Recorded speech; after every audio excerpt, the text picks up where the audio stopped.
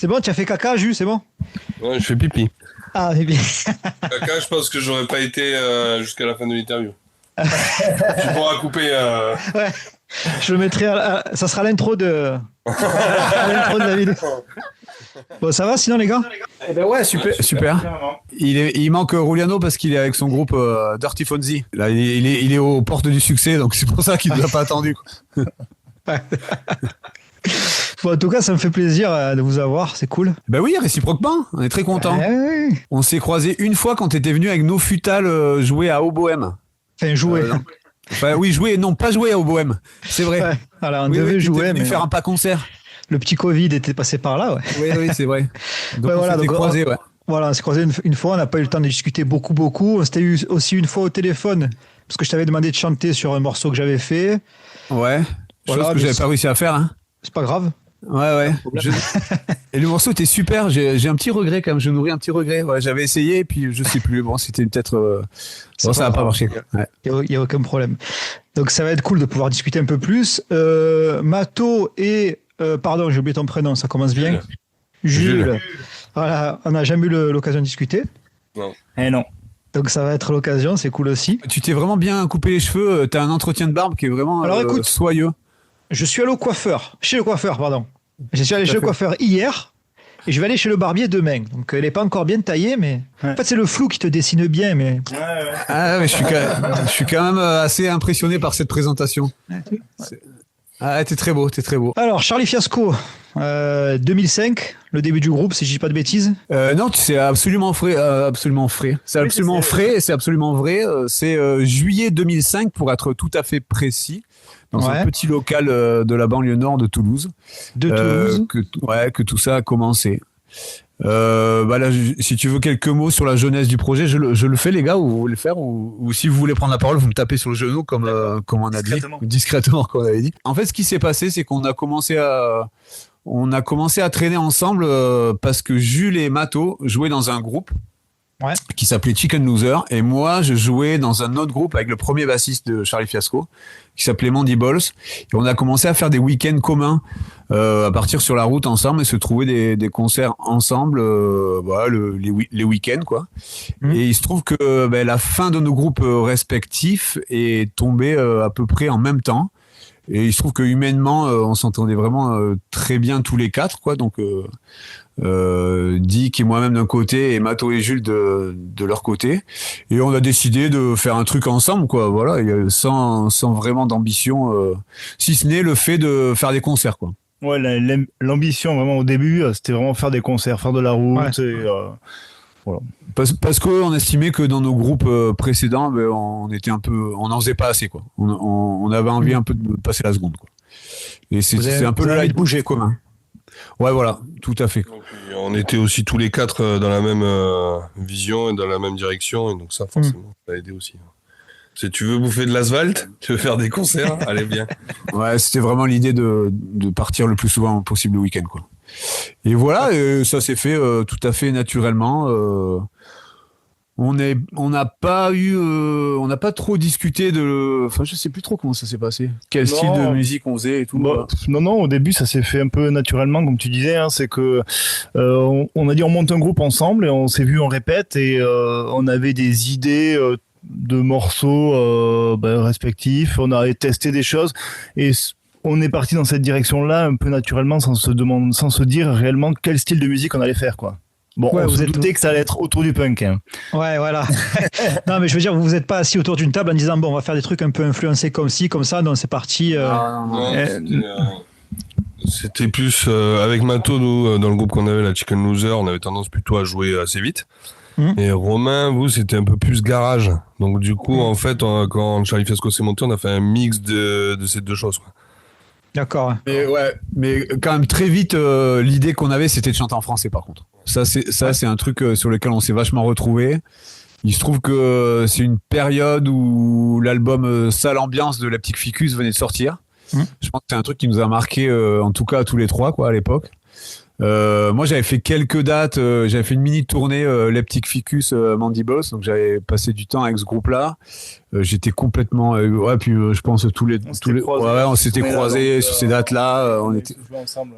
On était vraiment très très fans de ce disque-là. Et puis voilà, on voulait chanter en français. On voulait prendre un chanteur, un vrai chanteur. On a un peu cherché à droite à gauche. Au début, c'était un peu Mato et moi qui chantions, et puis voilà, le fait que ce soit moi qui chante, c'est vraiment arrivé comme un choix par défaut, quoi. Ouais, je vois. Personne ne voulait vraiment le faire.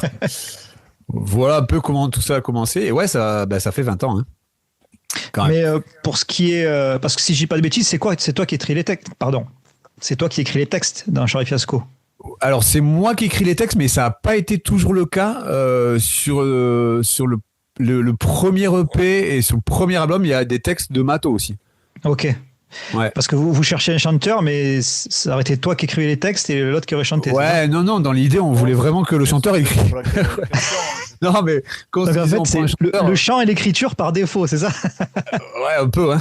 En vrai, un peu. Hein. Non, mais on s'est rendu compte. Chercher un chanteur, on n'a pas vraiment cherché longtemps. On a testé surtout à chanter l'un l'autre. Après, assez rapidement, on s'est quand même rendu compte que Romain il chantait mieux que moi. Et pour dire. Et après, un peu plus, on a mis un peu plus de temps, mais voilà. Après, au bout d'un moment, ça a été.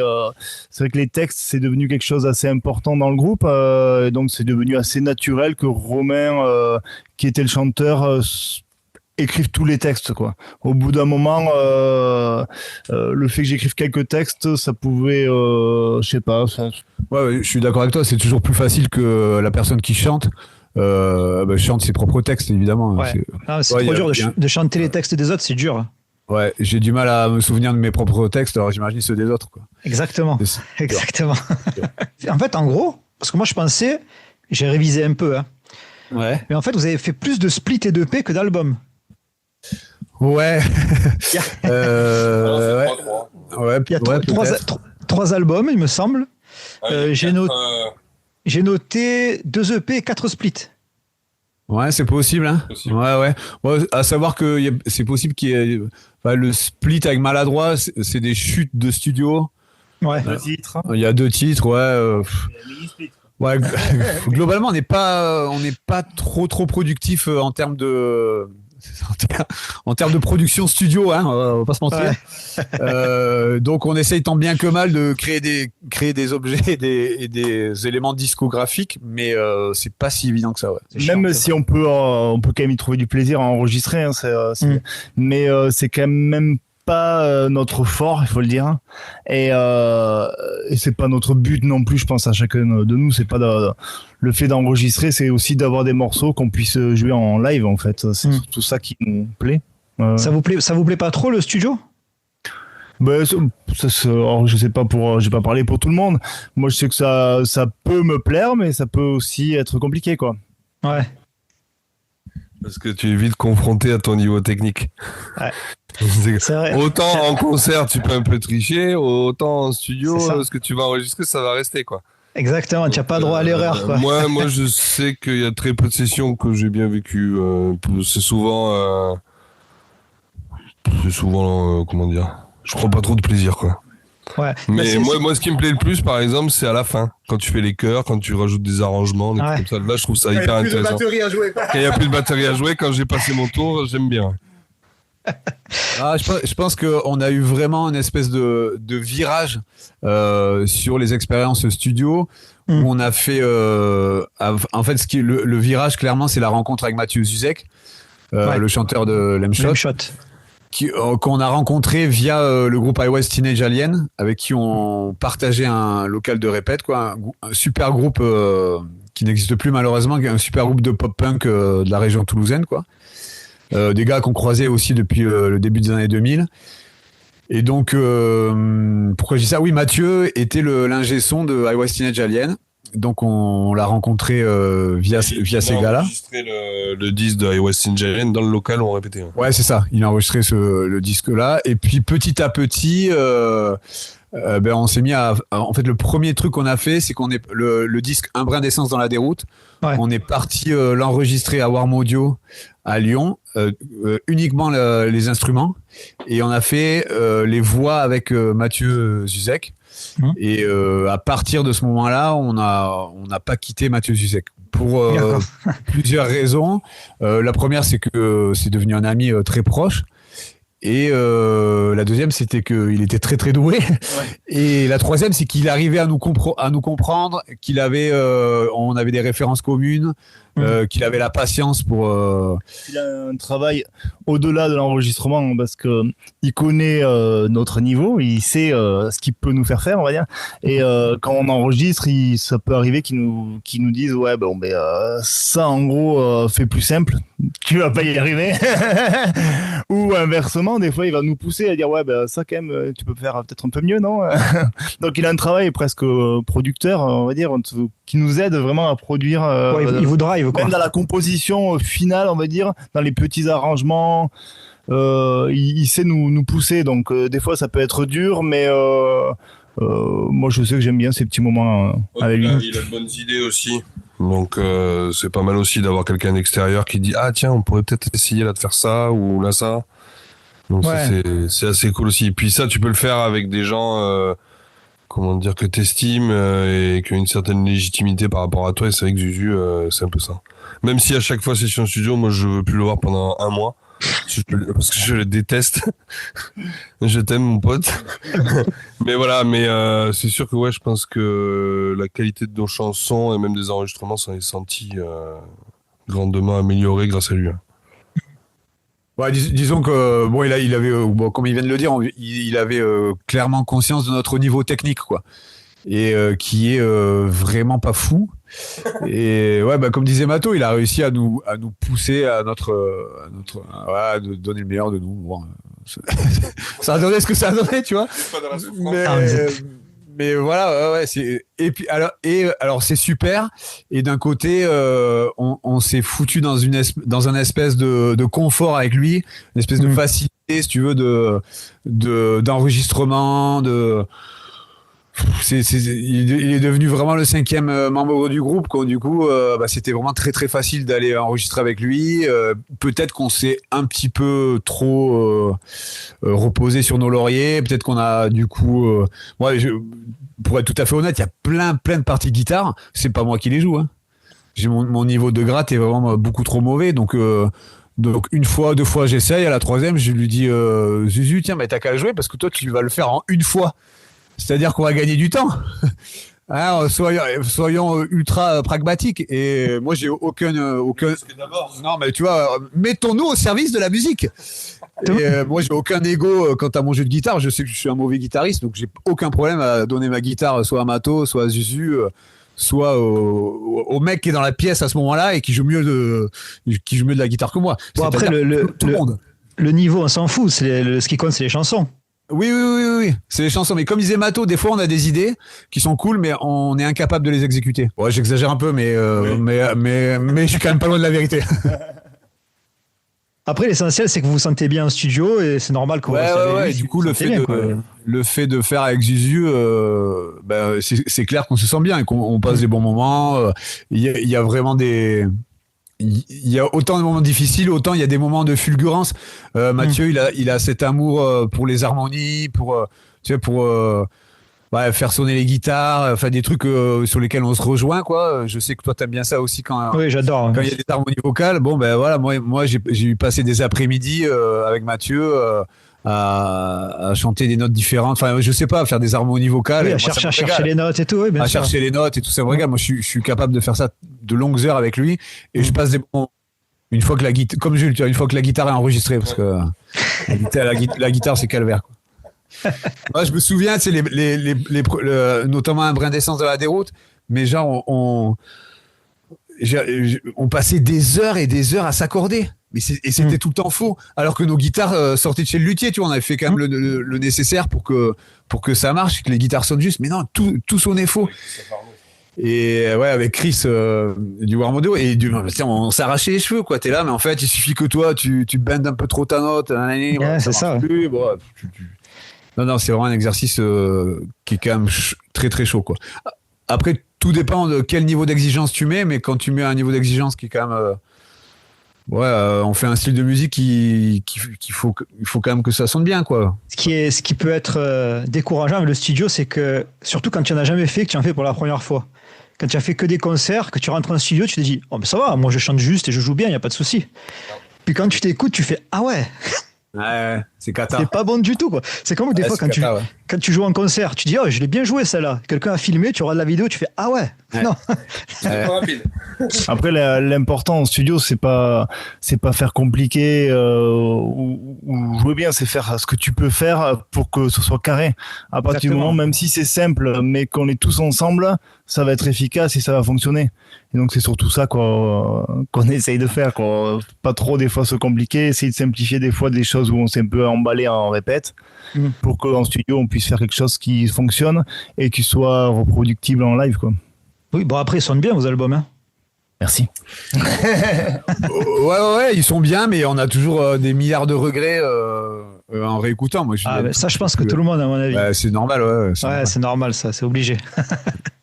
Mais ouais, par rapport à ce que disait Mato, moi, je pense qu'il y a un truc qu'on a réussi, en tout cas, à acquérir là, avec nos âges avancés, c'est que on sait ce que nous sommes capables de faire, quoi.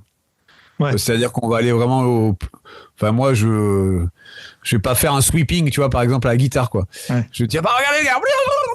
Non, je vais pas faire ça, c'est sûr. Donc, je vais faire les 3 notes que je connais et je vais essayer de les faire bien. Et puis voilà. Bon, puisqu'on parle un peu de guitare, pas de guitare, au niveau de votre processus de composition, je veux dire. Alors, qui fait quoi? Comment ça marche? Comment vous bossez la musique et les textes? Alors, la plupart du temps, après, ça peut varier et ça a varié au fur et à mesure des années. Mais là, on va dire ces dernières années, on arrive, c'est souvent Romain ou moi qui arrivons avec juste un riff ou une idée de chanson qui va être plus ou moins aboutie. Ouais. Et après, ça se passe vraiment en répète tous ensemble, tous les 4, ou à partir de cette idée plus ou moins définie, aboutie, on sait pas trop, on essaie d'en faire quelque chose, quoi. Donc après, c'est tous ensemble, on répète, on teste des choses, mais on travaille que l'instrumental sur toutes les dernières enregistrements. On a fait ça là, donc on travaille vraiment que la musique. Et quand on part en studio, au début, on n'enregistre que la musique. On n'a toujours pas idée, qu'on a une vaste idée du chant de temps en temps, mais ça reste flou à cette idée à ce moment-là. Et à partir du moment où on a la musique, Romain écrit les paroles et je te laisse répondre à cette partie-là. Ouais, alors tu as oublié un processus hyper important. Des fois, on fait des nananas. Ah oui, c'est-à-dire c'est-à-dire on fait des pré-prod. Ouais. Des pré-prod. On s'enregistre en répète avec un téléphone pourri. Et puis, on va réfléchir collectivement à des idées de mélodie, quoi. D'accord. Et en fonction de la ligne, de la mélodie, moi, je vais écrire des textes. Et la ligne mélodique va forcément évoluer, puisque les textes vont influencer la mélodie, quoi. Mais j'écris toujours les textes vraiment au dernier moment. J'ai vraiment ce problème de... Tu n'as pas la pression ? Quoi ? Non, j'ai pas la pression et j'ai de la chance de jouer avec des amis qui me font confiance. Ouais. Mais ça arrivait des fois, j'arrive avec le texte le jour de l'enregistrement, quoi. Oh putain. Et ils ont rien vu. Ils ont rien vu. Mais parce que je l'ai écrit la veille à 3h. Ah, je pense que des fois tu pars en cabine et tu sais pas ce que tu vas faire. Ah ouais. Non, je sais quand même à peu près ce que je vais faire. Mais c'est pas au niveau des textes, c'est au niveau des mélodies qu'il sait pas, en fait. Les enfoirés. Oui. Il a le texte, mais il sait pas comment il va le chanter. Non, mais des fois, non, mais c'est chaotique. Franchement, c'est chaotique. J'écris des trucs. Des fois, je me retrouve dans le micro. Mathieu, il dit, bon, ben, vas-y, hein. Je dis, mais franchement, j'y vais à l'ancienne totale, quoi. Jay-Z, mon gars, Jay-Z.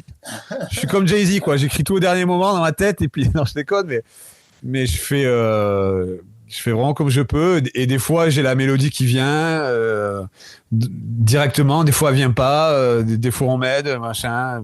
Les morceaux, vous les bossez après les avoir enregistrés pour l'album. Exactement. Vous enregistrez l'album, vous pouvez pas faire un concert une semaine après. Non. On teste les morceaux qu'on aimerait bien jouer. Et je pense qu'il y a même des morceaux qu'on a même jamais testé pour jouer en live parce qu'on s'est dit ceux-là non on va pas ça va pas fonctionner en live. Donc j'irais même plus loin. Des fois, on compose des morceaux qui vont aller. On sait que ça ira sur un disque, mais on sait délibérément qu'on les jouera jamais. Ouais. c'est sûr. Mais ça nous fait plaisir de.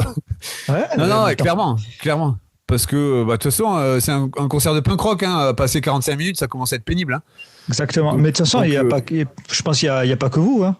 Il y en a plein qui font ça. Oui. Je pense large. Ouais. Surtout quand tu commences à avoir déjà 20 morceaux de côté, tu sais très bien qu'à certains morceaux, tu ne vas jamais les jouer. Donc, le processus de composition est un peu chaotique.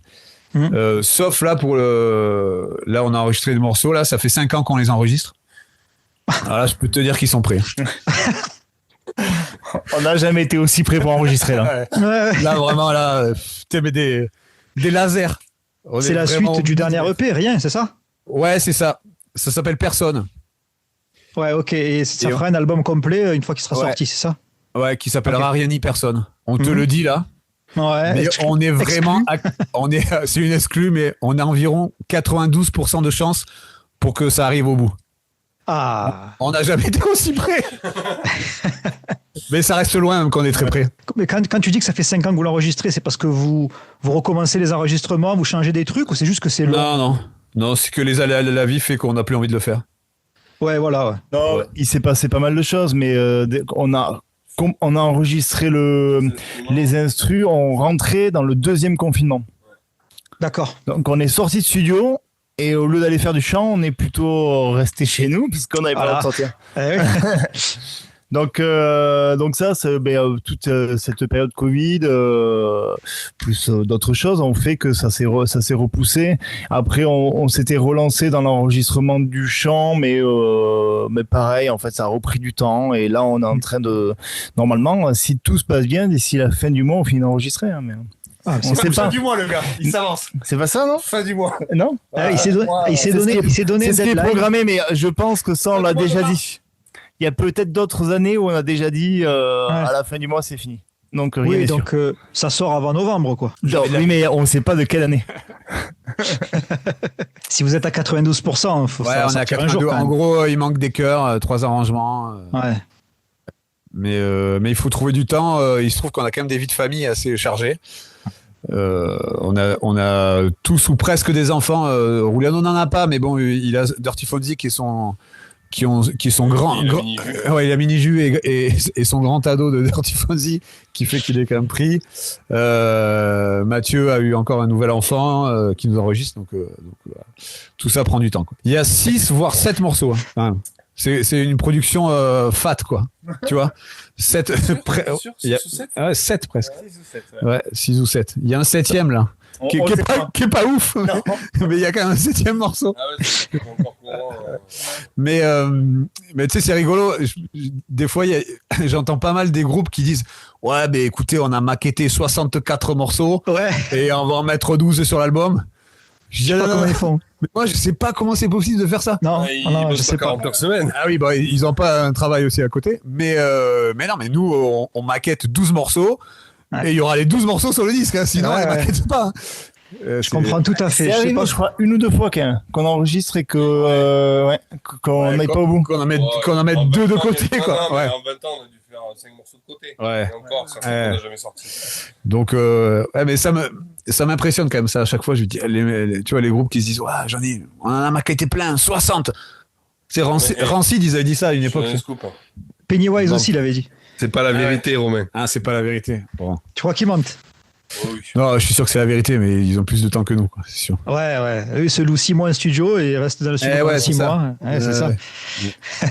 Sauf que nous, si on loue 6 mois en studio, faut faire un prêt sur 20 ans, quoi. Ouais, c'est ça. Voilà.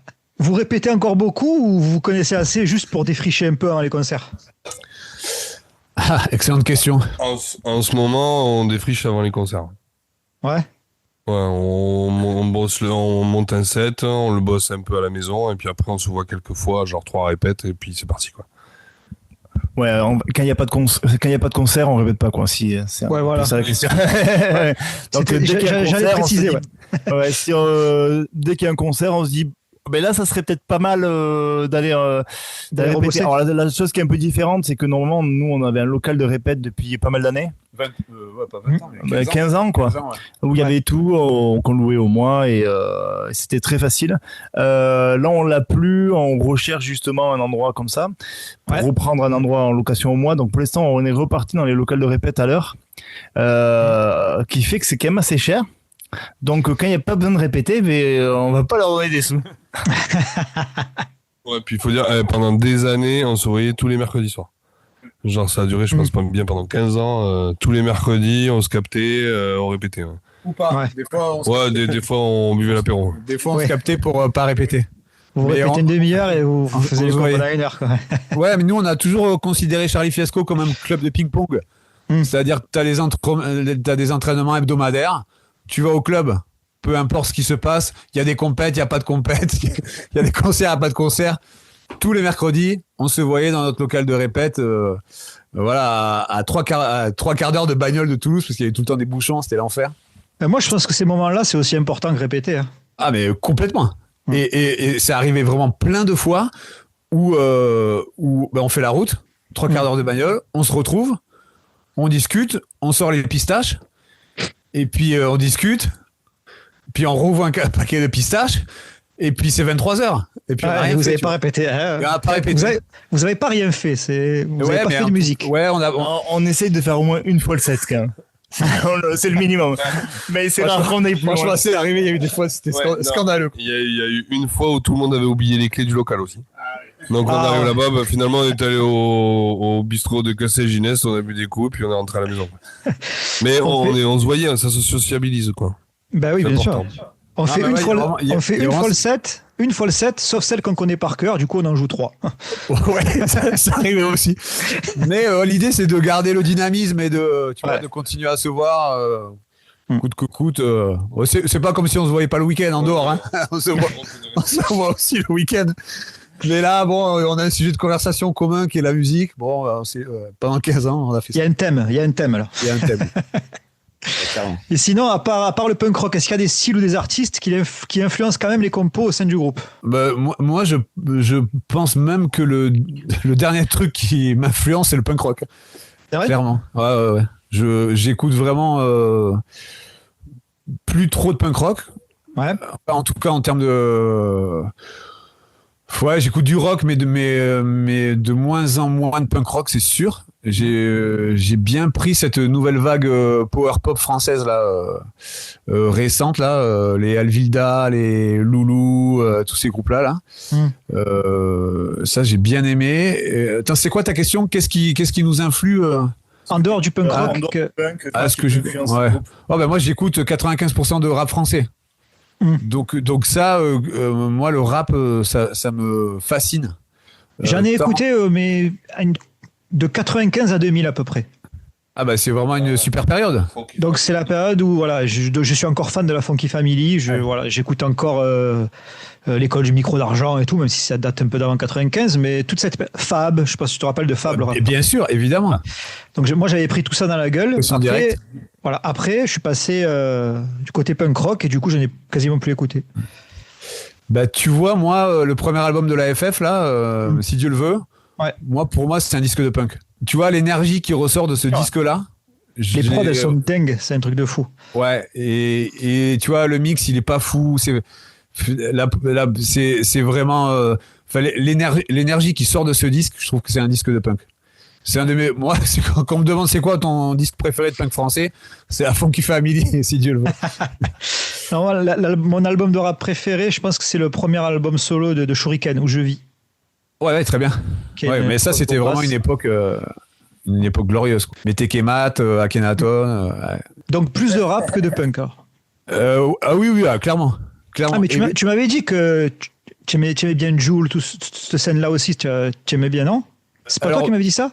Ouais, alors j'aime bien. Ouais, j'aime bien. Évidemment que j'aime bien. Aucun jugement, hein. Et non, bien sûr. Voilà. Bien sûr. Non, moi j'ai vachement écouté Jul. Alors moi je travaille avec un public adolescent, aussi, donc, oui. fan de Jul, donc j'ai eu besoin de comprendre Jul quand même. Il a fallu qu'on m'explique, et les jeunes avec qui je travaille m'ont vachement bien expliqué, et j'ai fini par comprendre. Et je trouve le personnage assez fascinant, sa productivité l'est également, et tout ce qu'il a amené à la scène marseillaise, je trouve ça vraiment fou. Et le projet, tu vois, ce qu'il a fait sur Très Organisé, c'est-à-dire inviter tous les mecs de Marseille à poser un petit couplet et de dire attention, mais tout le monde est payé pareil, que ce soit Laura Luciano, ou enfin j'en sais rien, tu vois, Laura Luch ou SCH ou Koffs ou que sais-je, ou le mec qui vient de la MJC et qui fait 8 mesures et après on n'entend plus parler, tout le monde est payé pareil. Moi je trouve ça mortel. Ouais. Ah, moi aussi. Ouais. Et je trouve que la démarche du gars est assez cool. Et puis l'image qu'il véhicule, hein, de toute façon, le mec qui arrive en Twingo et claquette chaussettes, moi je peux que le respecter. Hein. J'allais dire exactement la même chose. Le mec qui arrive en interview chez Click ou de partout en claquette et qui parle nature, quand on lui demande qu'est-ce que tu aimes faire à part le rap, il dit manger des crêpes. Ouais, génial. Ouais. Parfait. Mais il y a pas mal de gens qui le comparent au Raluciano, tu vois, et je vois où est-ce qu'ils veulent en venir. Ouais, et puis le rap actuel, hein, moi, de tout ce qui sort en ce moment, j'ai eu un moment d'adaptation pour m'attacher à la forme plutôt qu'au fond, parce que j'étais longtemps, je suis un vieux, quoi, donc j'étais longtemps attaché au fond et au contenu des paroles. Là maintenant, j'entends des trucs où c'est complètement incroyable sur la forme, quoi, et ça me fascine, et j'écoute ça à longueur de journée, quoi. Infinite, rappeur du 06 là, qui vient de sortir un mixtape qui s'appelle Monsieur le Fer. La manière dont le gars pose sur les instrus, la manière dont tu vois, le placement rythmique, la manière dont tout ça est agencé, je trouve ça incroyable. Voilà, magnifique. Je vais arrêter de parler de rap parce que ça peut basculer dans des trucs obscurs. Et je vais laisser la parole à mes amis. Qu'est-ce qui t'influe? Moi, ça va être vraiment très très rapide. Ça va être très très rapide parce que je pense que moi j'écoute que du punk rock, quoi, tout ce qui est dérivé du punk. Voilà. Donc moi c'est assez rapide. Mais par contre, je suis le seul du groupe. Hein. Les autres ont une ouverture musicale. Ruliano, il écoute du rap aussi, non? Oui, beaucoup de rap. Beaucoup de rap. Et de la country, Ruliano. Et de la country, bien sûr. Et Bénéfice. Ruliano, il écoute Bénéfice, de la country et du rap. Ok. Et des chants corses. Voilà. Et Jules, il écoute pas mal de choses différentes aussi. Ouais, mais moi, c'est toujours des trucs un peu anciens. Moi, je crois que je suis resté bloqué. La plupart des disques que j'écoute sont sortis entre 91 et 2001, tu vois. Et j'écoute des trucs nouveaux, mais c'est pas ce que j'écoute le plus. Non, là, récemment, il y a quoi? Mais toi aussi, je pense que tu as bien pensé ce disque, le dernier Turnstile, là. Never Enough. Celui d'avant aussi. Et après, je sais pas, moi, j'aime bien Nada Surf, Queen. Et en même temps, c'est vrai, le punk rock, j'en écoute un peu moins. Je pense que le dernier truc punk rock qui m'a vraiment foutu les poils, c'est Dead to Me. Mais sinon, ouais, moi, pas trop de rap. Mais j'essaye de... En ce moment, tu vois, j'écoute plus avec ma fille la BO de Vaiana que l'album de Jul ou de SCH ou de PNL, tu vois. En même temps, à la batterie, c'est difficile d'être influencé par le rap. Ça dépend. Non, ça dépend. Ouais. Je sais pas s'il y a des trucs intéressants à prendre. Ah, sûrement, oui. Il y a toujours des trucs intéressants partout, oui, quand on cherche. Je pense que le punk rock, ça te fait un peu... C'est les musiques de ton adolescence, c'est ce qui a fait ton identité, ce qui a fait un peu tes valeurs, des trucs comme ça, les styles de musique que tu connais. Très bien, parce que c'est de la cuisine, la musique. Donc, tu dis, ah ouais, ils ont fait comme ça. Ouais, notre groupe, il a fait le même riff, mais d'une autre manière.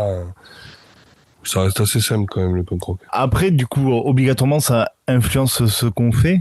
Bon, à part moi, mais... mais après, on a quand même une base commune. On a tous grandi en écoutant du punk américain, voilà, du NoFX et toute cette scène-là. Et c'est vraiment notre base commune qui a fait le groupe, on va dire. Donc, notre influence, la base de l'influence, elle est là-dedans. Vous vous retrouvez autour de ça, ouais. Un groupe comme Vulgaire Machin, je pense, a influencé Charlie Fiasco. Ouais. Je pense dans notre manière de composer et peut-être d'écrire, je sais pas, mais après, bizarrement, j'aurais tendance à dire que Vulgaire Machin est plus inspiré de Charlie Fiasco que Guerilla Poubelle, par exemple. Ouais. Je sais pas si les autres sont d'accord avec ça. Pas de la même manière, ouais. Disons que c'est une approche un peu différente. Et la poubelle, c'est ça, il y a une énergie, il y a quelque chose qui renvoie en live qui fait que ça t'inspire quand même, quoi. Et tu te dis, ah ouais, mais j'ai envie de ça aussi, quoi.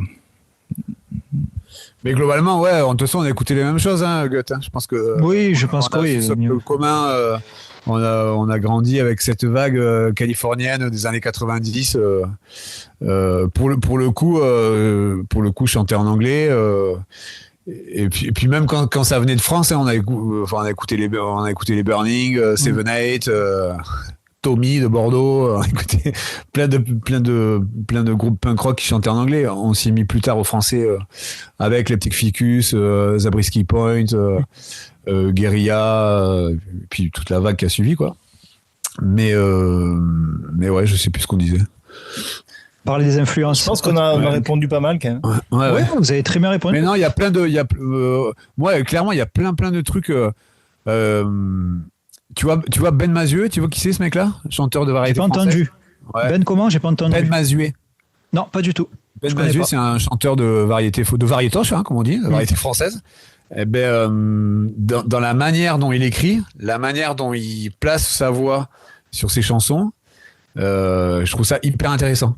Voilà, dans la manière dont c'est composé, je trouve ça très très fin dans l'écriture, je trouve ça très fin dans la compo. Et ben des fois, on est loin de ça, hein, mais je dissèque un peu la manière dont c'est fait, parce que je trouve ça brillant dans la manière dont c'est composé. Donc tu le fais consciemment, tu essaies d'écouter, de comprendre. Ouais, carrément. J'analyse un peu le truc. Mais c'est un mec qui a écouté beaucoup de rap français et qui du coup, la manière dont il construit ses rimes, tu captes qu'il a écouté du rap français et que il a grandi sur la période que tu expliquais. Je suis sûr que Ben Mazué, il a écouté Fab, par exemple. D'accord. Ouais. Ça m'intéresse. La manière dont c'est écrit, la manière dont les rimes sont construites, je trouve ça intéressant. Donc c'est un mec qui m'influe, moi, je pense. Inconsciemment, hein, je vais dire, fait la variétoche à la Ben Mazué, mais. Non, mais bien sûr, on parle de ça, les influences. Mais ouais, clairement. Non, mais des fois, tu vois, par exemple, quand j'écrivais, au niveau des textes, je pense que ma plus grosse influence, c'est Renaud. Alors évidemment, sans lui arriver à la cheville, hein, mais pas toujours consciemment. En plus, quand j'écrivais, mon modèle, c'était Renaud. J'ai énormément écouté de Renaud. Bon, pas de Renaud de maintenant. Hein. Renaud, oui, on est bien d'accord. Quand il tenait encore debout, le pauvre. Et alors pour toi, Renaud, ça s'arrête quand? Alors en fait, j'ai pas vraiment. Enfin, je me dis pas à partir de cet album, c'est nul, tu vois. Ouais. Donc j'écoute de temps en temps, mais non, franchement, l'album, c'est où il y a le manège dessus, là, comment il s'appelle? À la Belle de Mai. Oui, c'est ça, à la Belle de Mai. Ah ouais, bah tu vois, 94. C'est ça, je suis d'accord. C'est ça. Jusqu'à là, c'est bien. Après, ça devient compliqué. Renaud, c'est ma plus grosse influence, alors que ça n'a pas rien à voir avec le punk, hein, il est un peu punk à sa manière, tu vois. Mais genre, on pourrait très bien se dire, j'ai écouté NoFX, j'ai écouté les Ab, je pourrais m'influer. En fait, pas du tout, c'est Renaud. Moi, je te rejoins à fond là-dessus, en tout cas sur l'écriture. Moi, j'ai de la chance d'avoir été éduqué avec le sacro-saint triptyque, tu vois, Brel, Brassens, Ferré. Voilà, puis après Renaud, même Souchon. Moi, j'adore Alain Souchon, tu vois. Ouais. J'ai toute cette vague chanson, le Forestier, tout ça, c'est des mecs que j'ai vachement écouté, quoi. Mon père était fan de Véronique Sanson, donc j'ai beaucoup écouté Véronique Sanson. Ouais. Et il y a plein de trucs que je trouve encore géniaux chez Véronique Sanson. Big up Véronique, la Véro. Mais moi, en fait, moi, j'ai eu la chance. Alors, mon père écoutait quasiment que de la musique corse. Donc, j'aime encore certains chants corse, il n'y a pas de souci. Mais c'est surtout mon grand frère qui m'a fait aimer Renaud. Mais j'ai l'impression qu'inconsciemment, j'ai trié parce que mon grand frère, il écoutait aussi beaucoup Sardou, tout ça, tu vois. Ah oui. Et ça, j'ai jamais. Voilà. C'est diamétralement opposé quand même. Mon frère, genre, tu vois, sa discographie, c'est Bob Marley, Chris de Burgh, c'est des trucs quoi? Des trucs qui n'ont rien à voir, tu vois. Et dedans, il y avait Renaud et c'est ça qui m'a accroché. Heureusement, hein. Heureusement d'ailleurs. Oui, bah tu serais peut-être pas là pour en parler, hein, mon cher. Exactement. Tu avais écouté trop Michel Sardou. Ah ouais. Le temps béni des colonies. Aïe. C'est compliqué. C'est pas les mêmes interviews. On serait pas là, nous, je crois. Alors la question d'après, c'était, on y a répondu déjà. Est-ce que la suite de votre EP Rien va sortir? Donc vous avez dit qu'il y a des grandes chances que oui. Oui, ça va sortir. Ça va sortir quand, on ne sait pas, mais ça va sortir. Ça va sortir. Alors, pouvez-vous citer 2 ou 3 morceaux dont vous êtes particulièrement fiers et à l'inverse, ceux dont vous n'êtes pas totalement satisfait? Je reviens en arrière sur la suite de Rien. Ouais. Pour dire que l'idée, c'est quand même de sortir donc 6 voire 7 nouveaux morceaux qui composeront personne, qui vont s'ajouter à Rien pour devenir Rien ni personne. Et l'idée, c'est de faire 12 ou 13 titres et de le represser sur un album complet. Ouais. Puisque le disque de Rien, tel qu'il a existé, est épuisé. Donc l'idée, c'est de faire Rien ni personne. Donc oui, ça va sortir. C'est pour pas répondre à la question. C'était pour pas répondre à la question. Un morceau dont on serait fier. Même des morceaux que vous avez faits et dont vous êtes particulièrement fier. Ouais, vas-y, tiens, je te laisse. Allez. Alors, ça va être une réponse un peu générale, dans le sens où, au-delà des morceaux où je vais dire je suis fier, ça va être plus le fait. Ce qui peut me rendre fier, c'est déjà de voir que ça plaît à d'autres personnes. C'est con, mais ça. Ouais, quand tu vois des gens qui chantent tes morceaux, tu fais avec M en concert, tu fais il y a rien de plus incroyable. Ouais, donc il y a quand même une certaine fierté quand ça t'arrive, quoi. Quand les gens reprennent tes morceaux, bref, là-dessus il va y avoir une fierté. Des morceaux comme Elite qui est dans Rien, il y a une fierté. Donc je sais pas si musicalement c'est le morceau dont je suis fier, mais en tout cas le fait que ça plaise à quelques personnes. Ça c'est assez cool. Et après, ça peut moi, être, la ça fierté, peut être ça peut être des facteurs qui sont pas de la qualité du morceau. Musique, Voilà, bien sûr. Ouais. Et après, moi, la fierté, elle est plus sur l'ensemble général, quoi. Je suis quand même assez fier d'avoir fait tout ce qu'on a fait, que ce soit les morceaux, les albums et compagnie, mais tous les concerts et 20 ans ensemble, quoi, tous les trois, ça fait 20 ans qu'on fait ça, donc ça, je suis fier d'avoir partagé tout ça avec eux. C'est beau. Non, moi je rejoins Mato sur moi je pense que la plupart de mes morceaux préférés sont sur le dernier disque là, Rien. Je crois que le morceau Sang d'encre, je l'aime vraiment un peu plus que les autres. C'est un morceau qui parle du fait d'avoir des enfants et d'élever ces enfants dans le monde dans lequel on vit. Globalement, je trouve que le disque est vraiment mieux que ce qui a été fait un peu avant. Moi, je trouve que dans la manière dont j'ai été un peu plus décomplexé dans la manière d'écrire.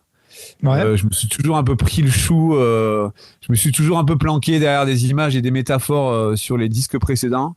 Là, j'avais l'impression que sur Rien, là, j'étais un peu plus décomplexé sur l'écriture, quoi. Voilà, je crois que c'est vraiment mes morceaux préférés qui sont sur le dernier disque, quoi. Mais franchement, Elite, au-delà d'être un très bon morceau, je pense que le clip, il a sublimé. Le clip, il est vraiment bien. Ouais, c'est une très bonne idée de Rouliano, qu'on salue. Ouais. Franchement, le clip, moi, à chaque fois, il me met dans une... C'est un mélange de nostalgie et de mélancolie, je sais pas. Il me fout le bad en même temps, il me rend joyeux, tu vois. C'est bizarre. Ouais. Ouais, c'était vraiment l'idée de passer. Bon, après, on avait ça ressort peut-être pas assez dans le clip, mais on avait vraiment cette idée de mettre des noms d'équipes. Ouais, j'ai vu. Ouais, tu vois. Je les ai plus en tête. Moi non plus, toi, Jules. C'est genre plan social. Abus de biens sociaux. Bon, enfin, ouais, voilà.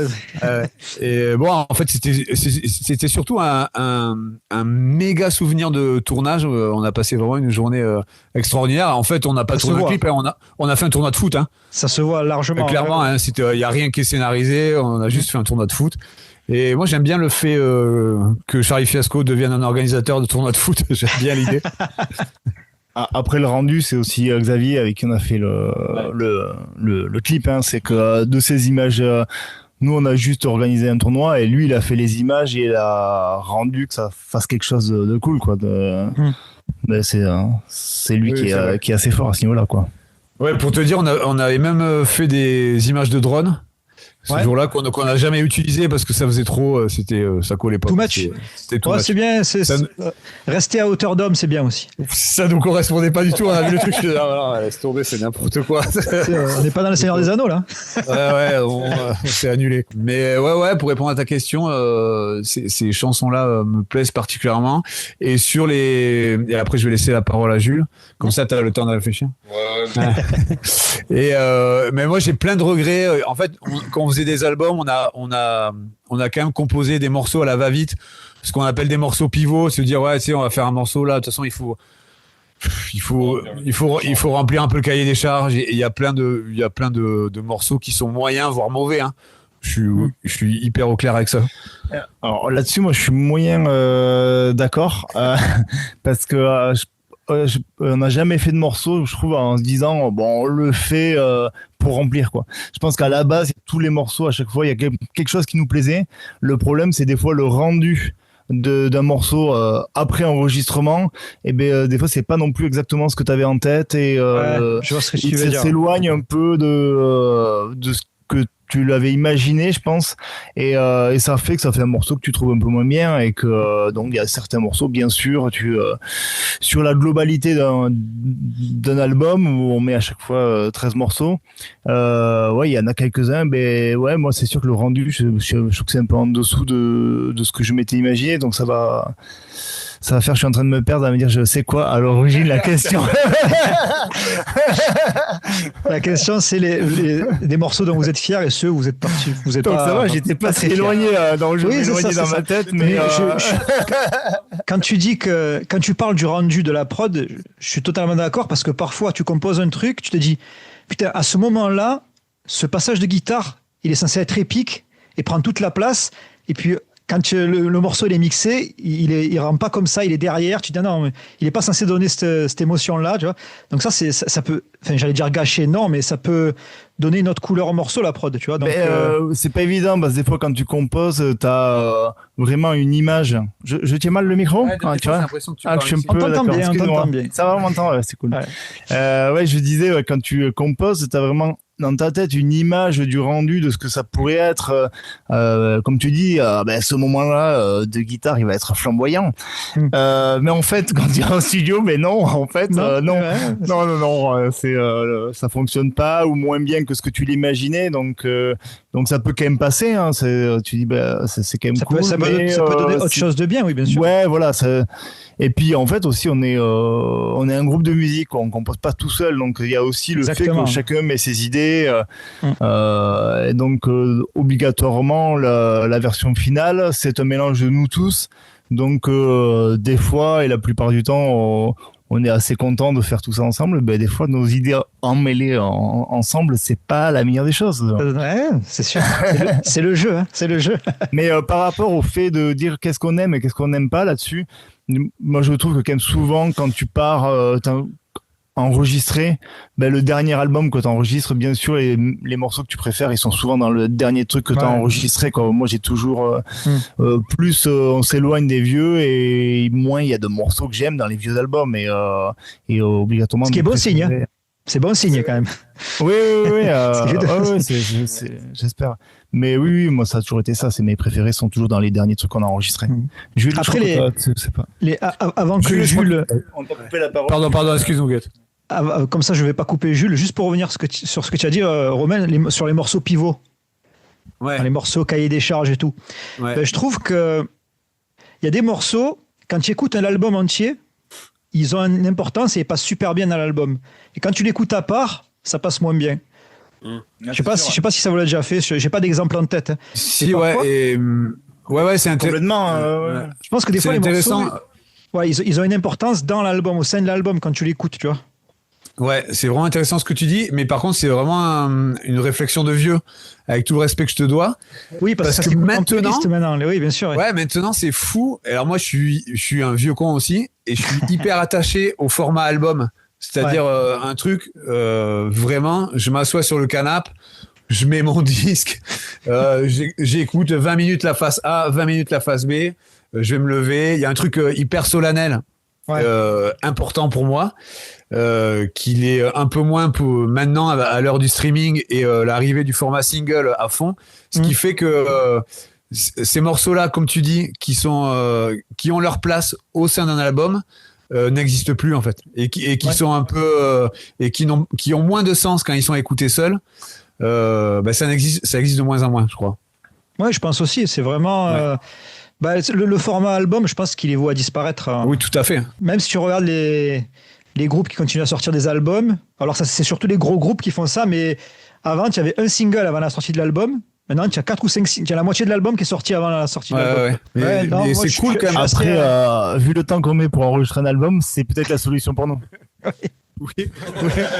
Oui, c'est sûr. Après, attention, j'aime bien le format single, EP. Y a pas. Non, mais moi aussi. C'est juste que c'est dommage que le format album commence à prendre moins d'importance. C'est dommage. Ouais. Ça prend plus de temps aussi.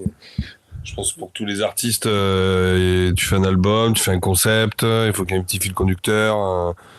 Donc je pense peut-être aussi. Le cahier des charges a évolué aussi. Oui, c'est ça. Je sais pas si. C'était quoi la question déjà? À l'origine. Qu'est-ce que tu aimes La question mais ça c'est pareil. Moi, je suis un peu comme Mato. Je trouve que c'est un peu compliqué de répondre. Est-ce qu'il y a je pense il y a peut-être des morceaux que je déteste. Je pense pas. Des morceaux, il y a des regrets, ça c'est certain. Des morceaux qui auraient pu être beaucoup mieux, ça c'est sûr. Mais après, je suis assez satisfait quand même de la discographie complète. Je trouve qu'on a réussi quand même depuis 20 ans. Bon, ça évolue, mais il n'y a pas grand chose à jeter, en tout cas pour moi. Je sais pas, peut-être pour Romain, il en jetterait un peu plus, mais après, c'est comme comme disait Mato, là, le fait les dernières chansons, c'est celles que tu préfères. Bah ouais, ça c'est un peu normal parce que moi je sais qu'il y a par exemple des morceaux qu'on joue depuis des années, j'en peux plus. Ça c'est plus il y a des morceaux que je déteste jouer plutôt que de les écouter. Attends, ne grille pas cette question, elle arrive après. Oui, on peut en parler longtemps après. Mais pour revenir à ce qu'on disait sur le format album, tu vois, avant de venir là, j'écoutais l'album de Not Scientist là qui vient de sortir, Voices. Ça fait trop plaisir d'écouter un disque de la première à la dernière piste et d'entendre une espèce de cohérence, tu vois, c'est vraiment tellement agréable. Au-delà du fait que l'album est un chef-d'œuvre. Franchement, les morceaux, ils sont bien ajustés entre eux, ça s'enchaîne bien et tout. Encore une fois, je pense que c'est une question générationnelle, mais ça fait tellement plaisir d'entendre ça. Peut-être qu'ils n'ont pas composé en ayant en tête, tu vois, la cohérence et tout de Oui, bien sûr. l'album, mais en tout cas, ça marche. Ok, moi en fait, j'aime à peu près. Alors je vais pas, c'est pas pour faire le faillot ou quoi que ce soit, mais quand je mets un de vos albums, c'est rare que je passe des pistes. Tu vois. Il y a des morceaux que je préfère, d'autres que j'aime moins, tu vois. Mais enfin, je pense que vous avez fait aucun mauvais album. Non, franchement. Ouais. C'est gentil. C'est gentil. Si j'avais trouvé qu'un album était vraiment pas bon, je l'aurais dit honnêtement, il n'y a pas de souci. Donc je pense que vous avez fait trois bons albums. Mais moi, mes 2 morceaux préférés, il y a Suicide Social, c'est pas original, je suis désolé, mais c'est un peu votre tube, Suicide Social. Et il y a Le Grand Écart aussi, que j'aime énormément. Alors, Suicide Social, c'est particulier parce que j'ai été ouvrier pendant 11 ans, moi. Avant de travailler dans une association et dans le social, j'étais ouvrier. Et pour resituer, si certaines personnes ne connaissent pas Suicide Social, ça parle du salariat, du travail. Okay. Tout à fait. Je précise le salariat parce que le travail, c'est aussi autre chose. Voilà. C'est très juste. Voilà. Et donc, en fait, quand tu as la tête dedans, que tu es ouvrier, tu acceptes des choses que tu n'es pas censé accepter, tu vois. Et parfois, tu le comprends quand tu sors de ça. Quand tu sors de cette bulle, tu te dis putain, mais j'ai accepté des trucs de malade quand même. Voilà. Et quand j'écoute Suicide Social, ça me fout les frissons à chaque fois parce qu'elle est très très juste, cette chanson. Il y a juste un passage où j'ai pas compris. C'est quoi cette histoire de calmar de surface? Ouais, on est vraiment catastrophique. C'est vraiment une private joke. Et c'est notre bassiste de l'époque, Dick, qui arrêtait pas d'utiliser cette expression calamar de surface. Dès qu'il y avait quelqu'un qui avait du mal à comprendre certains trucs, il disait mais lui c'est vraiment un calamar de surface parce qu'il partait du postulat que le calamar ça va jamais à la surface. Oui, ça vit en profondeur. Ouais. Et que ça vit en profondeur et que évidemment un calamar de surface c'est vraiment un animal qui a rien compris quoi. Okay. Donc voilà. Parce que non mais tu me dis ça mais je suis dégoûté parce que le nombre de temps que j'ai passé à réfléchir. Mais pourquoi un calamar de surface? Je veux dire mais putain mais Pourquoi calamar de surface? Et c'est vraiment une période où on le disait tout le temps. Et j'avais vraiment besoin de le. Je crois qu'il fallait, pour qu'on arrête de l'utiliser, il fallait que je me fous dans une chanson, comme ça on n'en parle plus, quoi. Comme le masque. C'est comme l'histoire de, tu sais, la chanson La met un masque, là. Chaque problème possède sa solution, là. Bah, c'est pareil, on n'arrêtait pas de dire, mais mets un masque. Enfin, bon, bref. On a quand même eu nos petits délires, on avait du mal à s'en sortir, quoi. Et le calamar de surface, ça nous est vraiment marré, mais on le sortait à toutes les sauces, quoi. Non, au moins je saurais maintenant. Ouais, donc merci pour ce morceau qui est vraiment bon. Vous le jouez en live celui-là? Ouais, on le joue en live, ouais. Moi, Juste un truc avant que tu commences à répondre. Est-ce que tu chantes les refrains aussi haut ou pas du tout? Je triche. Ouais. Ça m'arrive des fois quand je suis en forme, mais c'est vraiment très rare. Et plus on avance, moins je le fais. Alors, le refrain, tout ça. Alors le refrain, on le fait quand même à peu près sur le disque. Ouais. Ouais. Non, mais je me fais assez charrier, ouais. Je le fais pas aussi haut. Hein. Et non, pour contextualiser un peu, c'est une période où moi je bosse dans le social, dans le médico-social pour être précis. Et c'est une période où je travaillais, j'étais éduque d'internat. Donc j'arrivais le matin à 7h15 au boulot. Je levais les jeunes, je les amenais à l'école, je coupais. Je repartais, je faisais une pause, je revenais à midi, je faisais le temps claé avec eux entre midi et 13h30 ou 11h30 et 13h30, je recoupais et le soir je faisais je sais pas moi 16h30 22h, tu vois. Je sais plus exactement les horaires, mais en fait j'avais l'impression j'avais ça et puis j'avais des responsabilités syndicales et donc j'avais l'impression de passer toute ma vie au boulot, quoi. Ouais. Et ça correspondait aussi à une période où dans mon métier, il y avait cette espèce de discours aussi prédominant, à savoir l'épanouissement personnel à l'âge adulte, il passe dans l'épanouissement au travail, quoi. Exactement, la valeur travail. La valeur travail. Et ça me rendait complètement zinzin. Me rendait complètement zinzin et je passais vraiment ma vie au boulot. Attends, il y a Julien Moretti qui m'appelle. Alors, Moretti. Ouais, regarde, on est avec ton collègue. Attends, je vais essayer de voir comment ça marche. Ça va la forme? Ça va et toi? Ah bah super, bah nickel, comme tu peux le voir, je suis hyper content d'être là. Ouais, ça fait plaisir. Faites comme si j'étais pas là, hein, c'est bon. Hein. D'accord. Pas de souci. Mais moi je serai un coussin. Mais à la limite, on pourrait te poser sur un tabouret. Attends, on te pose à côté. Donc, du coup, on parlait de quoi? De suicide social. J'avais vraiment l'impression de passer ma vie à faire ça, quoi. Et ma vie a un peu évolué depuis, mais je suis content parce que cette chanson, c'est un vrai marqueur temporel d'une période de ma vie, tu vois. Et je me souviens quand on l'a composée avec Thomas, je me souviens quand on a trouvé le truc. Je me souviens de me dire putain, elle est vraiment cool cette chanson. Je me souviens qu'on a rythmique aussi. Ouais, je me souviens qu'on a et je me souviens de toute cette période de nos vies qui était bien compliquée à cause du salariat. Voilà. Dites à Rouliano qu'il fasse gaffe, il y a un camion derrière lui. À Rouliano, il y a un camion derrière toi. Vous rentrez d'Albi là? Ouais, on vient de décharger le camion et là rentrer à Toulouse, ouais. Ah, c'est bien. Super, excellent, merci pour cette petite intervention. Ouais, donc il y avait suicide social et bon, le grand écart, que je sais pas si on vous le cite souvent celui-là. Jamais. Ah. Jamais. Après, on nous cite pas souvent des morceaux. Hein. Donc, moi, j'avais même oublié l'existence de ce morceau. C'est vrai? Je suis allé le réécouter, je suis ah mais si, c'était ça. C'est un choix très intéressant en tout cas, parce qu'il y a vraiment deux aspects au niveau instrumental et au niveau des paroles. Par rapport à la vision que nous on en a. Tu parlais des morceaux, des fois tu étais plus ou moins content du résultat. Ouais. Donc lui fait quand même partie des morceaux où on est un peu déçu par notre prestation, par l'exécution en fait. Disons que le tempo est pas le même au début et à la fin. Mais moi je pensais que c'était fait exprès. Oui, c'était fait exprès. Par contre, c'est bien parce que tu nous parles de ce morceau, ça prouve que t'es allé jusqu'au bout du disque. Oui. Je vais toujours au bout des disques quand même. Après, ça parle, enfin, dites-moi si je me trompe, mais j'ai l'impression que ça parle un peu de rupture, tu sais, les désillusions, la façon dont on avance malgré les échecs et tout le bordel, tu vois. Donc, pareil, moi j'aime bien les morceaux qui mettent un peu le bad.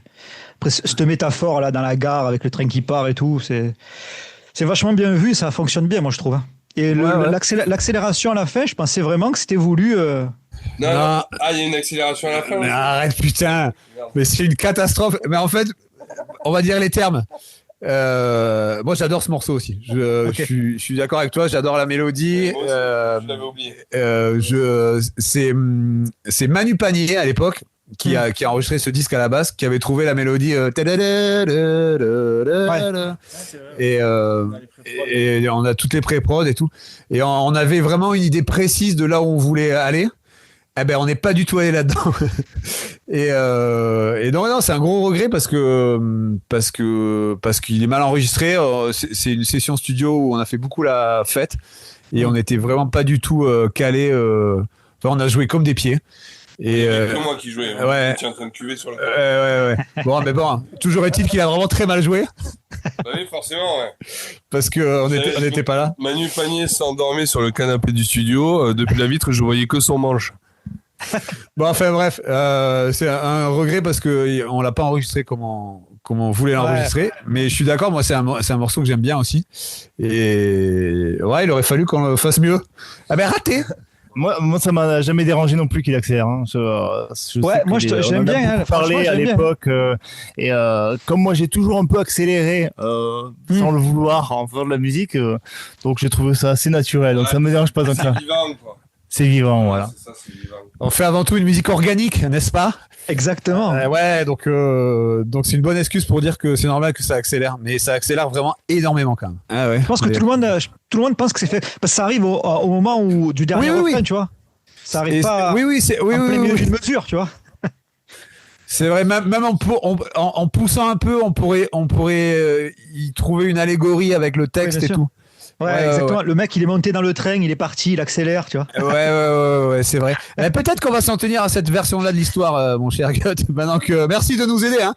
Et pour revenir au texte, ouais, c'était une période où on faisait quand même pas mal de concerts et on continuait aussi on a toujours travaillé à côté du truc. Et je me souviens qu'il y a un peu ça aussi. J'ai pas relu les paroles, hein, mais il me semble que l'idée que j'avais derrière, c'était aussi le fait de repartir au boulot le lundi matin à 8h quand tu t'es réveillé à Dunkerque le dimanche matin et que tu as 14 heures de route et que c'était super de jouer 45 minutes devant 20 pelés. Mais maintenant, il faut rentrer parce que lundi, il faut aller au boulot. Et il me semble qu'il y a cette idée, le grand écart aussi, le fait de vivre très fort cette passion qui est le rock, tout en menant de pair la vie professionnelle. Peut-être que des fois, on faisait mal l'un et l'autre parce qu'on était crevés en permanence. Mais on était contents. Mais on était très heureux, tout à fait. On va faire une petite pause, on va faire un petit quiz, ça vous dit ou pas? Ah, on adore. On compte pas les points, on n'est pas comme ça, nous, hein, ok? Comment ça, on n'est pas comme ça? Bien sûr qu'on compte les points. Rourou, t'es prêt? Ouais, je suis prêt. Alors, le concept est simple. Ça s'appelle Justine, ChatGPT ou Indochine. Oh putain. C'est parfait. Je vais vous lire un passage. Vous allez me dire si c'est du Justine, du ChatGPT ou du Indochine. Ok. Alors, vous êtes prêts? Yes. La science sourit dans sa barbe. À côté, les grands récits font la gueule. Plus d'invisibles mains pour rassurer les appels. La vérité, la voilà magicienne incertaine. Indochine. Pourquoi il a dit Beyoncé, ce con. Et pourquoi Indochine, Julien? Mais j'en sais rien. Non. Tu donnes des explications. Ouais. Non, moi je pense pas que ça soit. Putain, je sais pas. Tu peux. Non, on va pas. Moi je vais dire ChatGPT. Allez, moi je vais dire Justine, comme ça on a chacun dit une réponse différente. C'est Justine. Ouais, il me semblait que le début me disait pas grand chose, mais les dernières phrases que tu disais, ça me disait quand même quelque chose de Justine. C'est sur Non, c'était Justine, le désert du réel. C'est quel album ça? Oui. C'est l'album, c'est le seul album de Justine que je trouve moyen, c'est l'album l'avant-dernier où il y a écrit Justine. D plus M moins. Ouais, voilà, D plus M moins, je sais pas quoi. Ouais. Ah ouais, c'est celui que je connais le moins aussi. J'essaie de me justifier. Indochine. Je trouve pas que ce soit un mauvais album, c'est celui que je trouve le moins bien de Justine. Alors, vous êtes prêts? La prochaine. Certains pleurent dans le chaos, d'autres dansent sur les ruines et poursuivent leurs émois en ordre dispersé, prêts à satisfaire vos demandes spécifiques. ChatGPT. Justine ou Indochine? Ouais, ChatGPT, je dirais comme mes copains. Ça peut pas être Justine à tous les coups, Gat, hein. Non, c'est pas ça. Indochine, du coup, je dis. Ah bah, c'était Justine. Putain. Le morceau contre quoi? Il a l'air vraiment bien ce groupe, hein. Faudrait vraiment qu'on ait. Mais ça met vraiment en exergue les textes d'Alexandre, hein. C'est vraiment un ingénieux vif. Il dit vraiment des choses. Je suis assez étonné là. Ouais. Très intelligente. Il dit vraiment des choses très intelligentes, mais effectivement, il faut relire quand même plusieurs fois. Hein, ne nous mentons Vous pas. avez pas compris là ce qu'il a dit? C'est pourtant très clair. T'as parlé trop vite, je crois. Après, nous, on a des facultés d'élaboration qui sont quand même plus lentes que le commun des mortels. Allez, le prochain. Dans tes yeux, ton désir, le grand jeu de ton sourire, parfumé dès cet instant, la sueur mouillée sur tes vêtements. Mais c'est Indochine, on voit bien la manière dont tu vas le dire. Tu subjectives le propos. C'est Indochine. On sentait qu'il y avait moins de. Ouais. Effectivement, c'est Indochine. Ouais, moins d'engouement et Ouais, peut-être d'engouement, ouais. plus de dédain, à juste titre. Hein. Le morceau s'appelle Pavillon Rouge. J'ai jamais écouté. Mais par contre, tu reconnais plus Ouais, Indochine que Justine. je connais. Ouais, c'est vrai. Et pourtant, je crois avoir écouté un peu plus Justine. Allez, prochain. Vous êtes prêts? Ouais. Trière crache ses essaims de lumière, on brise les vitrines à coups de rature, les maillots jaunes tremblent sous le ciel d'automne, le stade hurle, libre, et brûle nos automnes. Bah ça, c'est Justine, forcément. Puisque t'as parlé... Non, c'est un piège. Ah non, c'est un pièce de ChatGPT, évidemment. Évidemment. Mais moi, vraiment, et les deux pieds dedans. Putain, mais je suis vraiment une quiche. Évidemment que c'est ChatGPT. J'ai demandé à ChatGPT d'écrire des textes à la Justine, il l'a fait. Hein. Ah ouais. Il en reste 2 ou 3 là. À nos enfants, du libre-échange, à l'économie. Justine. Ok. Nous qui désirons sans fin. Exactement, Ouais. bien joué. Ouais, ça je connais pas. Une ode à l'aéroport jamais construit, des pancartes froissées, du béton en fuite. On s'encastre dans les fanions, l'indifférence en lambeaux, mais ton sarcasme bleuté annihile toute forme de vie. Ouais, ça c'est ChatGPT, non? Ouais, alors c'est drôle parce que ça reprend plein de phrases que dit Justine, mais pas dans le même sens, quoi. C'est ça le Majesté, peut-être. Non, il a pas dit mon frère. Ah oui, Ça peut merde. pas être Sa Majesté. Non, c'est ChatGPT. Oui, c'est ChatGPT, bien joué, bien joué. Alors, je me transforme en foule, aucune pensée tactique. Je me tourne vers le mal et cherche ce qui me blesse. Tranquillement, j'entretiens la blessure et je veille à maintenir constamment l'ouverture. Oh, putain. J'ai toujours peur qu'il y ait des... Oui, ChatGPT. ChatGPT, Rouliano? Non, mais j'ai peur que ça soit encore une chanson sur le Football Club de Nantes, là, qu'on soit passé à côté. Moi, Ouais. ça me dit rien. Hein. Ouais. Ouais, je sais pas. C'est peut-être ChatGPT, non? Putain, j'ai l'impression de jouer un truc important quand même, là. Ouais. Les gens C'est vont nous Justine. juger, hein. Ouais. C'est Ouais. Justine. C'est Ah ouais Justine, ouais. Voilà. Ouais. 128,30 milliards de pervers, le morceau. Ah ouais, exact, ouais.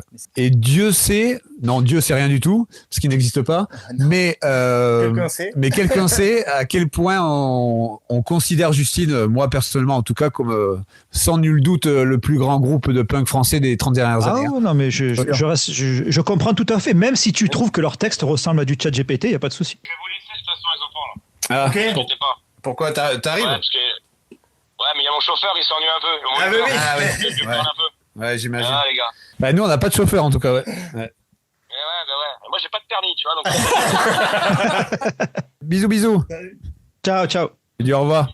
Ouais, ciao. Ciao. Là, normalement, il ne devrait pas avoir de problème. Vous êtes prêts? Ouais. Dissidence politique, Fabadapap. Dissidence politique, Fadabapap. Hôpital psychiatrique, staliniste politique. Ça peut pas Le fadabatap, la papa, tap, c'est du jazz. Moi, j'ose plus parler parce que les gens vont me juger. Ouais, complètement. Ouais. Mais il faut, c'est Indochine. Oui. C'est Indochine. Ah ouais.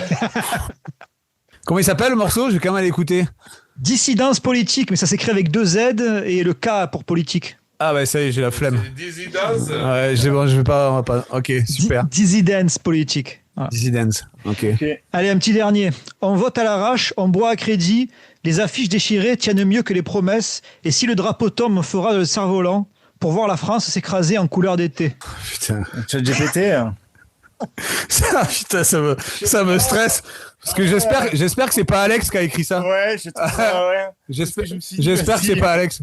C'est ChatGPT, ça va. C'est Ça va. ChatGPT, parce que J'arrête de vous faire souffrir, c'est bon. C'est vraiment. C'était dur quand même. Aïe, aïe, aïe, aïe, aïe. Ah ouais.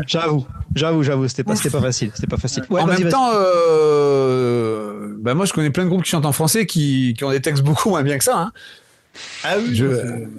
Mais bon. Je ne donne aucun nom évidemment. Oui, bah ça marche. Non.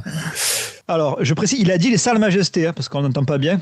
Oui, les salles majestés, exactement. Alors, est-ce que vous écoutez un peu de nouveaux groupes? Et si oui, vous pensez quoi, de manière générale, de, entre guillemets, la nouvelle scène française? Les nouveaux groupes qui débarquent un peu. Alors c'est quoi les nouveaux groupes? Alors, quand je dis nouvelle scène, c'est les groupes récents, quoi, qui ont moins de 10 ans. Ouais. Moi, en récent qui est sorti que je trouve cool en punk français, mais là récemment il y a eu 10 juin. C'est celui que j'avais en tête. J'ai pas encore eu le temps de bien écouter l'album, mais je vais l'écouter. L'album est vraiment très très cool. Très bientôt. Je l'écoute vraiment beaucoup. Et après Revivre, voilà. Là, c'est les 2 derniers albums là de punk français que je trouve vraiment très cool. Ok. Après, je pense qu'on est un peu tous dans le même cas. On n'est pas hyper au courant de la scène actuelle française parce que quand même. Complètement largué. Ouais.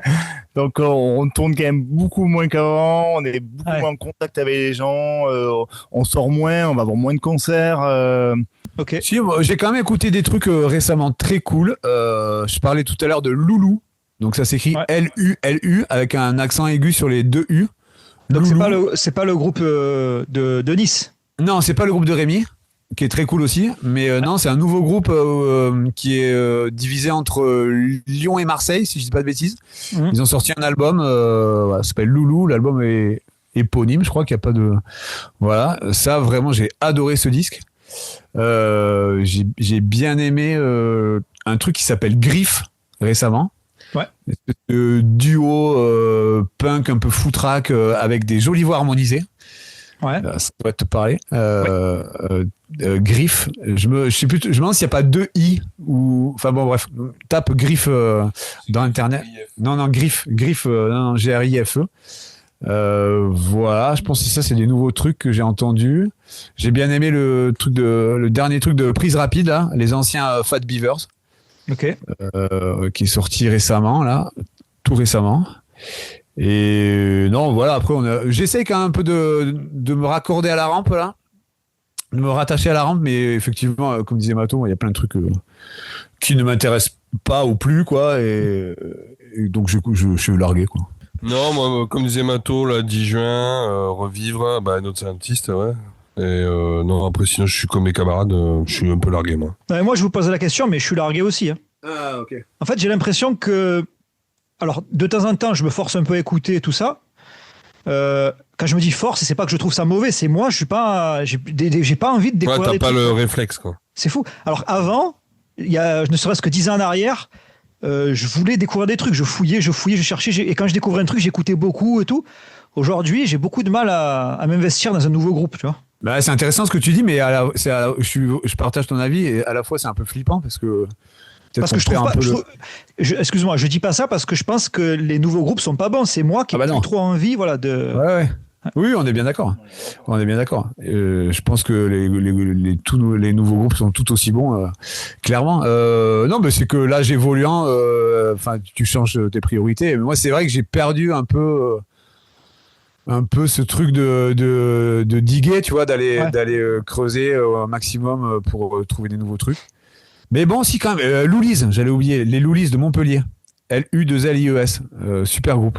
Si, tu aimes bien les trucs en L-U, toi? Ouais. Loulou, Loulis, Alvilda de Paris, j'ai bien aimé. Si, il y a quand même, ce qu'on dit les gars, la Revivre 10 juin, il y a quand même pas mal de trucs, en tout cas, qui sortent. Dans toute cette vague punk mélo, j'ai bien aimé Fastlane. Ouais. Tu vois, ça, c'est. De Bordeaux. Ouais, de Bordeaux. Alors, c'est un style de musique que j'écoute plus trop, clairement, voire plus du tout. Mais quand il y a un truc comme ça qui sort en France, j'ai envie d'écouter. Truc speed, genre style années 90, Belvédère. Ouais. Non, Belvédère, j'ai jamais écouté, mais même, tu vois, Satanic Surfer, les premiers, tout ça, c'est tout. On a pas mal écouté. Donc, Fastlane, Heads Up. Ça, c'est des disques que j'ai quand même écouté parce que je trouve ça cool que ce style de musique voilà, soit perpétué en France et tout. Je suis quand même assez attaché à tout ça, malgré tout. Donc, tu joues dans l'Aim Shot. Ouais. Oui, qui est moins rapide parce que je suis incapable, encore une fois, techniquement, de faire. Ouais, mais c'est du pop-punk bien mélodique avec des jolies voix.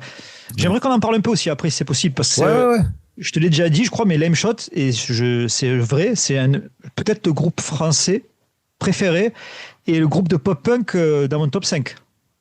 Super. Extraordinaire. J'ai poncé le dernier album, je l'ai poncé, mais de tous les côtés, quoi. Ah ouais. En plus, c'est vraiment à Mathieu Zuzek que tu dois le dire. En plus, c'est toutes les rêves sur le cinéma, donc ça me parle à fond. Franchement, j'adore. Ben moi aussi, figure-toi, que j'aime bien ce groupe et je peux le dire parce que vraiment, je suis impliqué à 0% dans la composition et c'est vraiment Mathieu qui fait tout et donc objectivement, je trouve ça aussi très cool. Bon, c'est un peu en stand-by, hein. Ouais, je sais. Bon. Mollo, hein. C'est dommage. Ouais. Peut-être ça reviendra, mais pour le moment, il ne se passe pas grand-chose. Donc même pas de nouvelles compos, il n'y a même pas des concerts de prévu. Alors, il y a eu des semblants de nouvelles compos, ouais. Et Mathieu, il est arrivé avec une ou deux chansons, là, qui étaient des énormes hits. Ouais. En toute modestie. Puis voilà, c'est en pré-prod. Faut te dire que, tu sais, quand Mathieu, il arrive avec des pré-prod avec l'M-Shot, ça sonne déjà mieux que tout ce qui sort sur Internet. Tu vois? J'ai dit, après, super. J'ai vu un peu des vidéos live sur YouTube. Il chante super bien en plus, même en live et tout. Hein. Ah oui, il a tout pour lui, ce con. Ah ouais, il a tout pour lui. Ah ouais. D'ailleurs, la reprise des Enco sur le merde. Ouais, le tribute. Là. Ouais, le tribute. Merci. Elle est énorme. C'est la meilleure des deux volumes. Enfin voilà, l'M-Shot. J'aime aussi le premier album, mais le deuxième, c'était vraiment la grosse claque. Et en plus, je l'ai acheté à l'aveugle à Toulouse. Ah, c'est quand t'es venu là? Non, pas du tout. C'était beaucoup plus vieux. J'ai un ami qui habite à Plaisance-du-Touche. Ah, ok. Et il m'a amené en ville faire un tour et je tombe sur une boutique. Alors, c'est sûrement connu parce qu'ils vendent que des trucs rock, punk. Ouais, Vicious Circle, je pense que c'est. Exactement, c'est ça, Vicious Circle. Et donc, je regarde un peu dans les bacs, je regarde et je vois l'M-Shot. Et j'avais déjà entendu vite fait parler, tu vois. Je savais que c'était un groupe français. J'ai dit, j'achète. Et quand j'ai mis le CD, j'ai pris la claque, quoi. T'es tombé sur la seule boutique où il y avait le CD. Hein. Ben non, j'avais trouvé aussi ça. Hop. T'es bien organisé, hein. Ah ouais, t'es bien organisé. Ah ouais.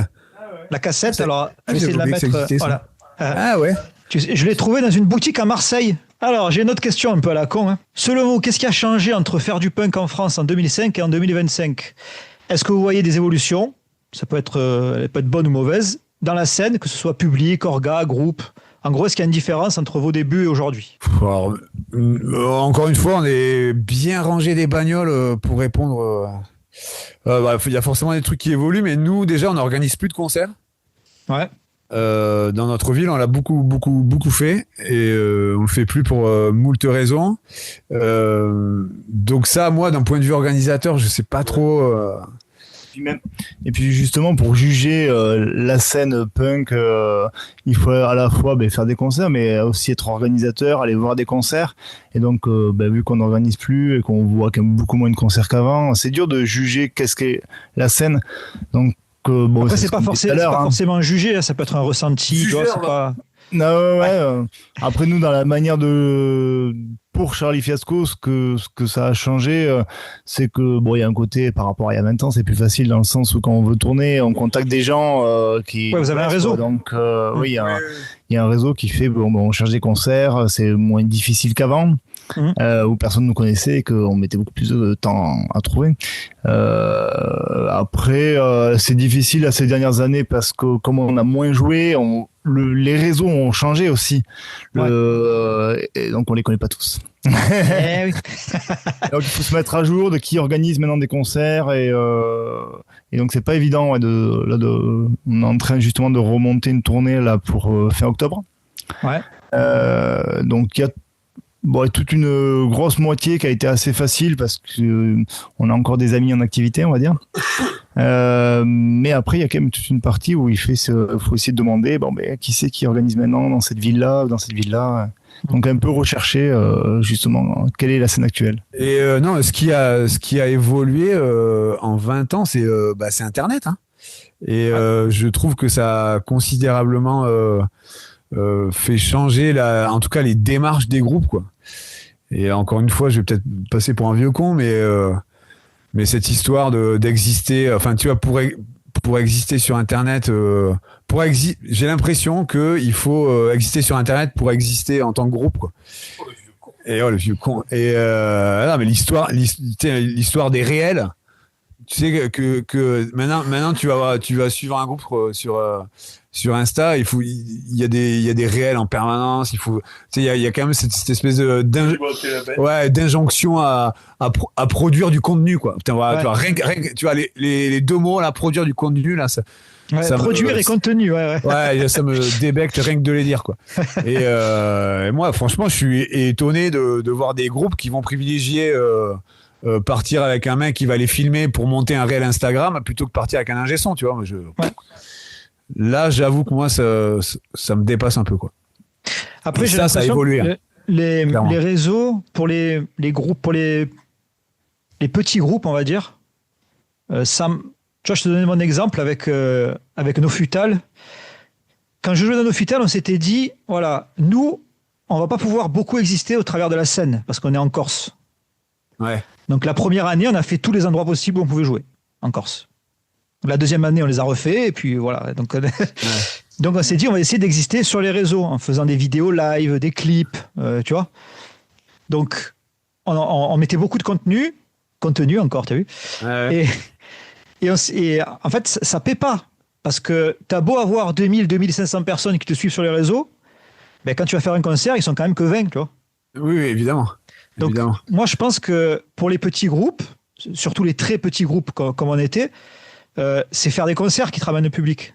C'est plus tu vas faire des concerts, plus tu vas te faire connaître. Enfin, en tout cas, dans cette niche-là, je pense, dans le punk rock, c'est surtout en faisant des concerts que tu te fais connaître plus qu'en faisant des reels ou des stories, quoi. Eh ben, j'espère que tu as raison, ouais, clairement.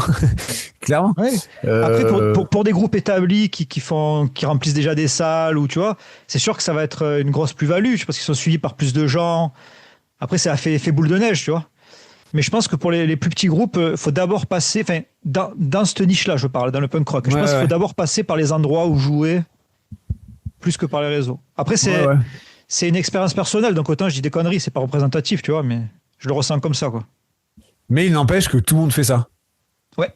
Tu vois, tout le monde s'oblige. Alors, je sais pas s'ils font de gaieté de cœur ou ça fait partie du contrat, quoi. Enfin, pas du contrat, mais ça fait partie de la démarche de groupe actuel, quoi. C'est-à-dire qu'il faut forcément produire un truc. Là, moi, je me sens en total décalage, quoi. Enfin, de plus en plus. Tiens, viens, on va se filmer à la vie du groupe backstage. Ouais. Quelle flemme. On fera jamais ça. Et c'est pour ça qu'on va être de plus en plus en décalage avec l'époque actuelle. Bah, mais vous avez quand même déjà la chance d'avoir des gens qui vous suivent un peu. Oui. Alors, attention, hein. Ça veut pas dire qu'ils sont pas 20 devant, hein. On est toujours sur un petit succès relatif. Quand même. On est tout à fait au courant. Jules s'en va satisfaire un besoin vital. On l'attend si vous voulez, il n'y a pas de souci. Non, surtout pas. C'est maintenant que ça va devenir intéressant. De toute façon, il est à droite, je peux le couper au montage. Ah ben super, ça restera entre nous. Tu prendras le petit billet comme prévu. Petite question classique, est-ce qu'à plus de 40 ans, vous avez tous plus de 40 ans, que je me fasse pas un petit... Ça va. Est-ce qu'à plus de 40 ans, on garde toujours le même plaisir de traverser 500 bornes pour faire 50 minutes de set? Non. Alors, moi, je dirais moins pour les 500 bornes, toujours autant pour les 50 minutes. Moi, je dirais que le plaisir, il est plus le même qu'avant. C'est que on prend du plaisir. Disons qu'avant, on voulait faire de la route, faire des concerts, comme tu disais, on pouvait faire plein de bornes pour peu importe le temps qu'on joue. Ça nous dérangeait pas parce qu'on voulait faire plein de concerts, rencontrer des gens, bouger, voyager loin. Je pense que tout ça, maintenant, on a moins cette motive-là. Ce qui nous plaît maintenant, je pense, c'est surtout se retrouver entre nous, hein. Donc quand on fait un concert en banlieue de Toulouse ou à l'autre bout de la France, on est content parce qu'on est entre nous. Et s'il y a un petit hôtel le soir, c'est pas mal. Ouais, on est un peu plus difficile au niveau des conditions. Disons que le carrelage, on le trouve de plus en plus difficile pour dormir. Ouais, je comprends tout à fait. Mais ouais, non, après, je pense qu'on a quand même une motivation et ça nous plaît, mais peut-être pas pour les mêmes raisons, quoi. Moi, j'ai discuté de ça avec Fabule de Bénéfice que tu connais bien. Et donc, nous, on se connaît pas mal et on partage vraiment cet avis-là. C'est-à-dire que moi, maintenant, je crois que le meilleur moment, c'est vraiment tout le trajet en camion et tous les moments de convivialité que je partage avec mes amis. Et après, effectivement, alors si j'aime bien faire le concert, évidemment que c'est toujours super. Mais passer 40 ans, comme disait Mato, se retrouver en se disant putain bon allez on va boire une dernière bière, peut-être que ça va nous aider à mieux dormir sur le carrelage de la cuisine, sur le matelas gonflable, dans le duvet, ah mince le duvet je l'ai oublié sur la date de la veille, ah j'ai pas de duvet, il reste un peu la litière du chat ou tu vois.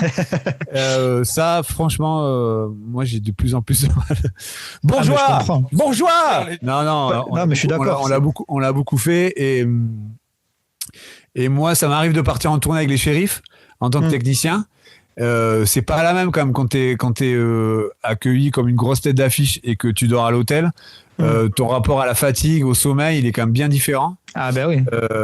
Et du coup, ça a des conséquences sur ton humeur, ta manière d'être, ton moral et tout. Ta prestation sur scène aussi. Ta prestation sur scène. Ouais, c'est vrai qu'on devient un peu plus exigeant, quoi. C'est-à-dire que si on peut sortir de la litière du chat pour un matelas, maintenant. Quand tu as 22 ans, tu dors sur le parquet, tu te fais 2-3 étirements, ça va mieux. Quand tu as 40 ans. Et ouais. T'as mal au dos, ouais. C'est plus pareil. Hein. Mais par contre, non, le plaisir de se retrouver entre amis depuis 20 ans, il est toujours intact. Et c'est ça, finalement, la bonne nouvelle, quoi. Ouais. On a toujours, tu vois, on a fait quelques dates et tout récemment, un peu plus tôt dans l'année. Et puis il y a une date où on pouvait vraiment se coucher tôt, cool, parce qu'il y avait personne dans l'appart où de Orguen, salutations à lui, qui nous hébergeait. Il nous avait laissé son appart pour dormir, super cool.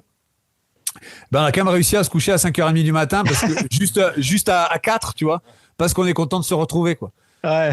Donc ça te donne un peu une idée de la philosophie du groupe et voilà le fait qu'on adore passer du temps ensemble, vraiment.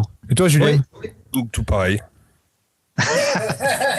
Alors non, lui, il adore particulièrement tout ce qui est litière de chat.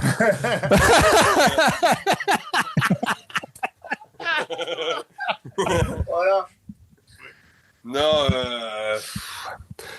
je sais pas, moi j'ai jamais dormi dans les litières de chat où j'ai fait très peu de carrelage comparé à mon camarade Romain.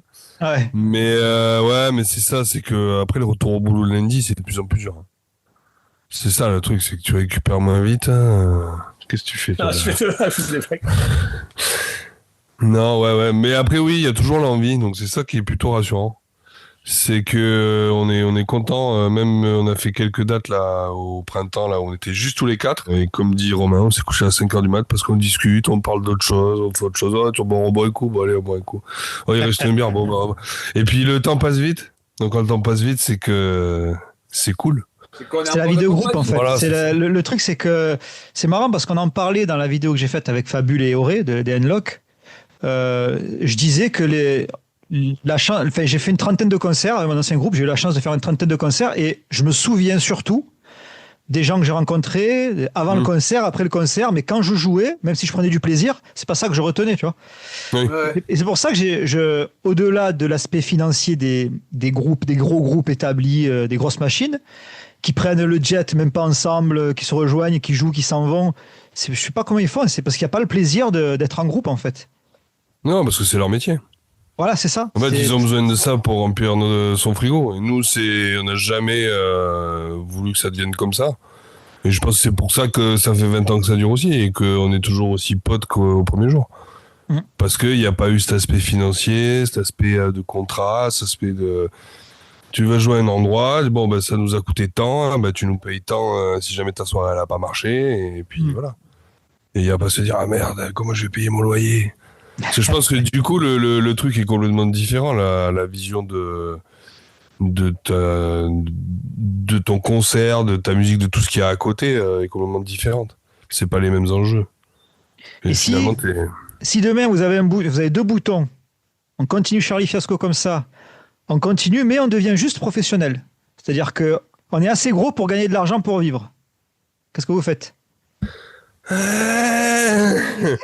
sais pas, parce que ouais, j'avoue que si moi je travaille dans un labo à l'hôpital, si je peux partir du labo, ça m'arrange, mais je sais pas. Toi, Romain, tu veux continuer Alors moi, la réponse, elle est, il y a même pas débat pour moi. Jamais ça deviendra un travail. Parce que c'est pas un travail. Alors moi, j'ai un avis quand même un peu arrêté sur la question. Moi-même, j'irais même jusqu'à pousser un peu le truc en disant que l'art ne doit pas être professionnel. Jouer dans un groupe de musique, jamais. J'ai plein d'amis qui le font, tant mieux pour eux. Mais il y a, comme disait Jules, il y a une espèce de liberté que tu as en étant amateur, qui n'a pas de prix, quoi. T'es quand même plus ancré dans le réel quand tu vis pas de la musique. J'ai plein d'exemples autour de moi, tu vois, des gens qui ont un peu pareil lâché la rampe de ce que c'était la vraie vie en société. De ce que c'était. Toi, c'est sûr parce que tu écris là-dessus. Ouais. Oui, c'est vrai.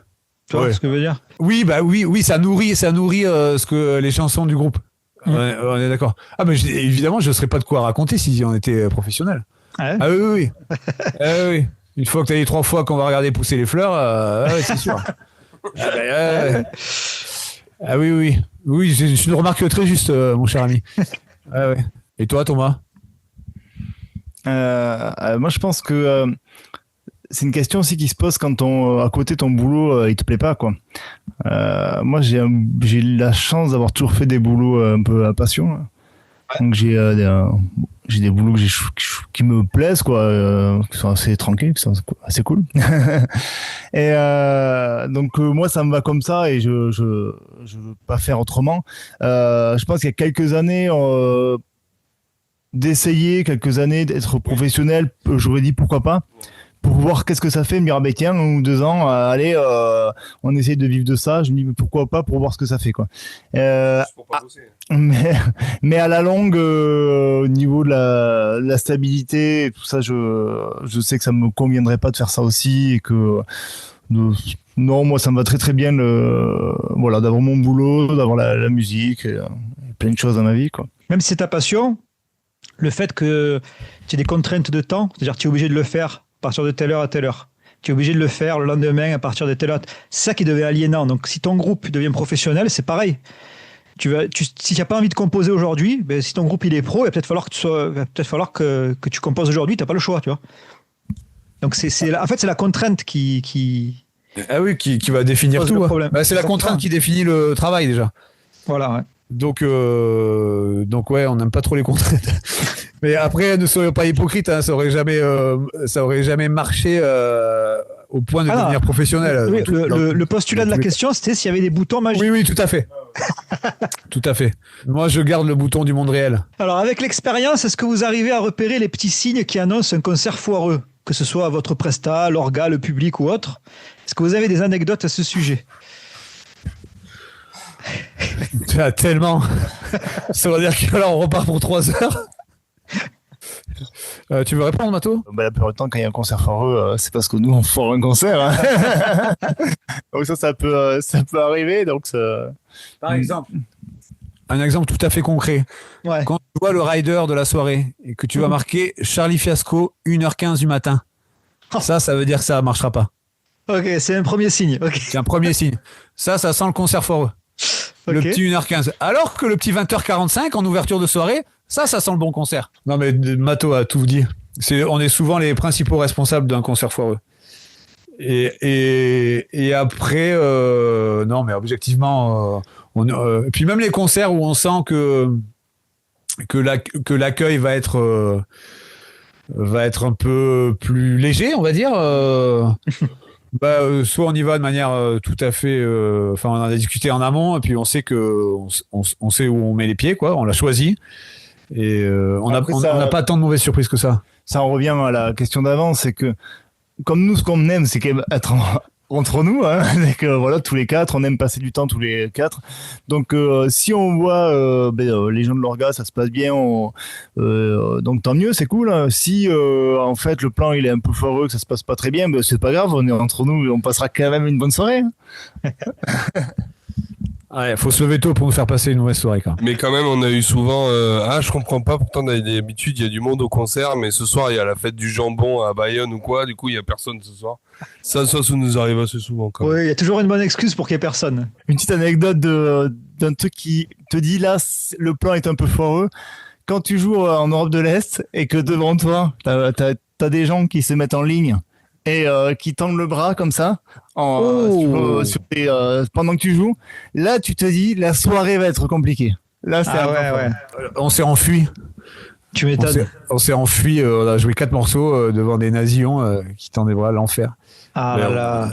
on a chargé, on s'est enfui. Pour le coup, c'est vraiment le plan Ouais, foireux. on en a eu plein des plans foireux. Il y a quelques années, dans le Périgord, on jouait pour une concentration de motards en milieu rural. Parce que nazi, concentration, je commence. Ouais, non, pardon. Non, c'est 2 anecdotes différentes. Et donc, un champ, de la boue, Ouais. et une remorque qui, d'habitude, est censée porter des bottes de foin. Et c'est là, c'est la scène. Ouais, et ça, c'est la scène. Et alors, oui et non. C'est notre scène, la remorque. Ok. Hein, avec encore un peu le foin qui traîne. Mais derrière, il y a une estrade sur laquelle est posé un DJ Ouais. avec une sono qui va porter 20 fois plus que la tienne. Ok. Et nous, on fait notre concert sur la remorque, tranquille, devant ce public qui est dans la boue, et on fait nos chansons. Et entre chaque morceau, il y a le DJ qui fait un super, Charlie Fiasco pour le prochain morceau, ça va arriver, attention, ça va arriver tout de suite. Et ça a duré 40 minutes. Le temps est plus long là. Le temps est plus long. Ouais, c'est une calvaire, quoi. Donc oui, non, mais des anecdotes, on en a plein, mais il faudra faire un épisode. Il faudra que tu convoques plein de gens et on fera une soirée anecdote. Ouais, c'est une très bonne idée. Et c'est possible qu'on soit devant quand même. Est-ce qu'il y a des morceaux que vous prenez toujours un énorme plaisir à faire en live et d'autres que vous trouvez moins fun à jouer? Je vais laisser Mato répondre à la question d'abord. Non, mais bien sûr qu'il y a des morceaux. Moi, je sais qu'il y a des morceaux, par exemple, que j'aime les jouer. C'est pas les morceaux que je vais préférer écouter, mais par contre, les jouer en live, j'adore les jouer, quoi. Comme, par contre, je connais jamais les noms de nos morceaux. C'est le chant. C'est la 4. La 4 Le du chant de deuxième l'ennui. album. Ouais, le chant de l'ennui qui est dans Dirty Fiasco. Ce morceau, j'adore le jouer, quoi. Après, il y a des morceaux, et voilà, on en a marre. Là, récemment, on a enlevé un morceau. On a mis vraiment beaucoup de temps à enlever ce morceau. Donc là, je suis assez content qu'il fasse sa vie loin de nous. Je suis assez content qu'il fasse sa vie loin de nous. Ouais, mais en tout cas, c'est souvent le sujet à discussion parce que malheureusement, on n'aime pas les mêmes morceaux. On n'aime pas jouer les mêmes morceaux. Oui, on n'a pas le même affect avec chacun des morceaux. Donc, ça peut causer quelques débats quand même. Je vais laisser la parole à Jules. Alors moi, comme Mato, là, Chant de l'ennui, c'est un des morceaux que je préfère jouer sur scène, je pense. Et après, il y en a, c'est vraiment trop la purge, quoi. Moi, il y a des morceaux, c'est vrai, quand est-ce qu'il se termine. Là, celui qu'on est, je vais pas le citer, mais c'est pareil. Allez. C'est New York avec toi. Bon vin, bonne mère. Non, parce que ça fait trop longtemps que tu les joues. Bon, il y en a d'autres, mais ils voudront jamais les enlever. Ouais. Mais moi, il y a des morceaux, c'est une petite purge, quoi. Mais En fait, il déteste jouer le concert. Ouais, c'est ça. Ouais. si, il y a des morceaux que j'adore jouer. Non, mais c'est ce que j'ai deviné quand il a dit ouais, le chant du cygne il est bien, après les autres, oh là là, c'est la purge. Donc c'est 3 minutes et 12 secondes de plaisir. Mais après, je pense que c'est dû parce que ça fait des années qu'on se les traîne, en fait. Ouais, Des années que tu joues les mêmes morceaux, que tu fais les mêmes répètes avec les mêmes morceaux. Bon, c'est bon. Eh ben, faut faire plus d'albums, les gars. Ouais. Mais par exemple, tu vois, déconstruire tout un set pour tout reconstruire, ça serait super. Mais on le fera jamais. Parce que. Trop de boulot trop de boulot. Trop de boulot et flemme aussi. Pas mal. Est-ce que pas plus flemme que boulot? Ouais, et puis. Non. Un mix des deux, ouais. Mais moi, personnellement, beaucoup de flemme. Ouais. Mais parce que aussi ça demanderait une exigence technique. Parce qu'en fait, s'ils sont là aussi les morceaux qu'on joue, c'est parce que peut-être que c'est les plus simples à jouer. Alors peut-être pas pour toi, mais chacun dans nos instruments respectifs, tu vois. Ouais. Moi, il y a des trucs que j'ai enregistrés. ou d'ailleurs c'est peut-être pas moi qui les ai enregistrés, mais en tout cas il y a des trucs que je serais incapable de jouer sur scène. Et il y en a un paquet. Donc ça réduit quand même le champ des possibles. On a développé quelques petites techniques. Moi, des fois, quand je me trompe, je baisse mon micro, baisse mon potard de la guitare, je mets un petit coup sur ma guitare, je lève la main, je fais « Ah, mais dis donc, il y a un problème à ma guitare !» Jusqu'à ce que je me retrouve le moment où je me suis planté. Et je dis que c'est la faute de la guitare. Alors que c'est la faute de mon piètre niveau technique et de ma mémoire de poisson rouge. Là, on a su développer quelques compétences, tu vois, au fur et à mesure des années. Oh, tu les avais un peu avant. Je les avais aussi un peu avant. Ouais. Et quand tu chantes un peu faux, tu recules du micro, tu touches l'oreille comme ça. Ouais. Tiens, mais non, mais c'est pas possible. J'ai pris le jus. Ouais, j'entends pas là. J'ai pris le jus. Puis après, ça arrive souvent prendre le jus. Tu dis, excusez-moi, on peut monter un peu le retour. Alors, tu t'entends très bien en vrai. Ouais. Alors, la dernière question générale que je demande, c'est mais je pense que vous avez déjà répondu tout à l'heure avec les groupes. Est-ce que vous avez des recommandations ou des découvertes récentes à partager, pas forcément musicales, ça peut être dans n'importe quel domaine? Ah oui, alors moi j'ai fini une BD dernièrement là. C'est une série qui s'appelle la trilogie de Berlin. En fait, c'était un écrivain, Joseph Kerr, qui écrit en fait sur un détective pendant. Alors le premier, c'était en 36 pendant les JO de Berlin, et là c'est en 38, donc ça se passe sous l'époque nazie, mais près Deuxième Guerre mondiale. Et en fait, c'est un enquêteur. Il est détective et puis après il revient chez les flics. Enfin, la BD en tout cas est hyper cool. Enfin, très très bon. Pas vraiment toutes les infos. Tu pourrais mettre la petite. Les arènes BD. La trilogie de Berlin. Si jamais je te l'enverrai. Et après pour rester parce que moi je suis passionné d'histoire. Et moi je conseille tous les podcasts de Philippe Collin sur France Inter, là, Face à l'histoire. Je les ai tous faits, c'est fantastique. Donc voilà. Vous pouvez regarder. Et en disque Not Scientist. Ça va être le meilleur album de l'année 2025, ça c'est sûr. Moi j'ai adoré lire Jackie Schwartzman, un écrivain de polar originaire de Besançon. C'est très très humoristique, c'est très actuel, c'est un joli tableau sociétal. Jackie Schwartzman, il y a vraiment beaucoup de bouquins et t'en lis un, t'as envie de tous les lire. J'ai commencé par un qui s'appelle Shit, mais voilà, il y en a tout un paquet, j'ai plus les titres en tête, mais tout ce qu'a produit Jackie Schwartzman, j'ai trouvé ça génial. Voilà, c'est les derniers trucs que j'ai lus que j'ai bien aimé. Tout ce que fait Mourad Winter. Ouais, il a fait, il a son premier. C'est pas du tout le frère d'Ophélie. C'est un auteur, français. Il dit n'importe quoi. Il faut pas que tu. Non mais Gut, faut pas que tu ris à ce qu'il raconte parce que sinon on s'en sort pas. Mourad Winter, il a fait un bouquin qui s'appelle L'amour, c'est surcoté. Ouais. Et qui a été adapté au ciné là, qui vient de sortir. J'ai toujours pas vu, mais le bouquin est incroyable. Et après, il a fait un deuxième roman qui s'appelle Les meufs, c'est les mecs en mieux, un truc comme ça, qui est aussi génial. Voilà, Mourad Winter, Jackie Schwartzman, c'est les deux personnes que j'ai bien aimées. Et voilà, je vais laisser la parole à Mato. J'avais un dernier mec que j'ai lu, que j'ai adoré et que j'aimerais en parler, mais je vais chercher sur Internet pendant que tu... T'auras pas trop le temps de chercher parce que moi j'ai pas trop de recours. Voilà. T'as pas de recommandations culturelles? Non, pas du tout. Voilà. Vas-y. Petite pub pour le salon de Toto La Vie Sauvage à Toulouse. Ok. Ah c'est bon, c'est un tatouage. Moi je lis La Vie du judo en ce moment. Donc ça parle aussi des d'arts martiaux. Je suis pas sûr que ça intéresse énormément de gens. Moi je lis pas, c'est pour les intellos.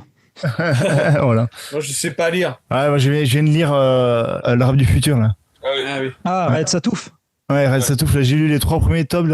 Alors je sais pas du tout quoi en penser. C'est très bien, mais trop triste pour moi. Moi j'ai pas lu les BD, mais j'ai vu son film Les Beaux Gosses que je trouve génial. Mais faut lire. C'est quoi?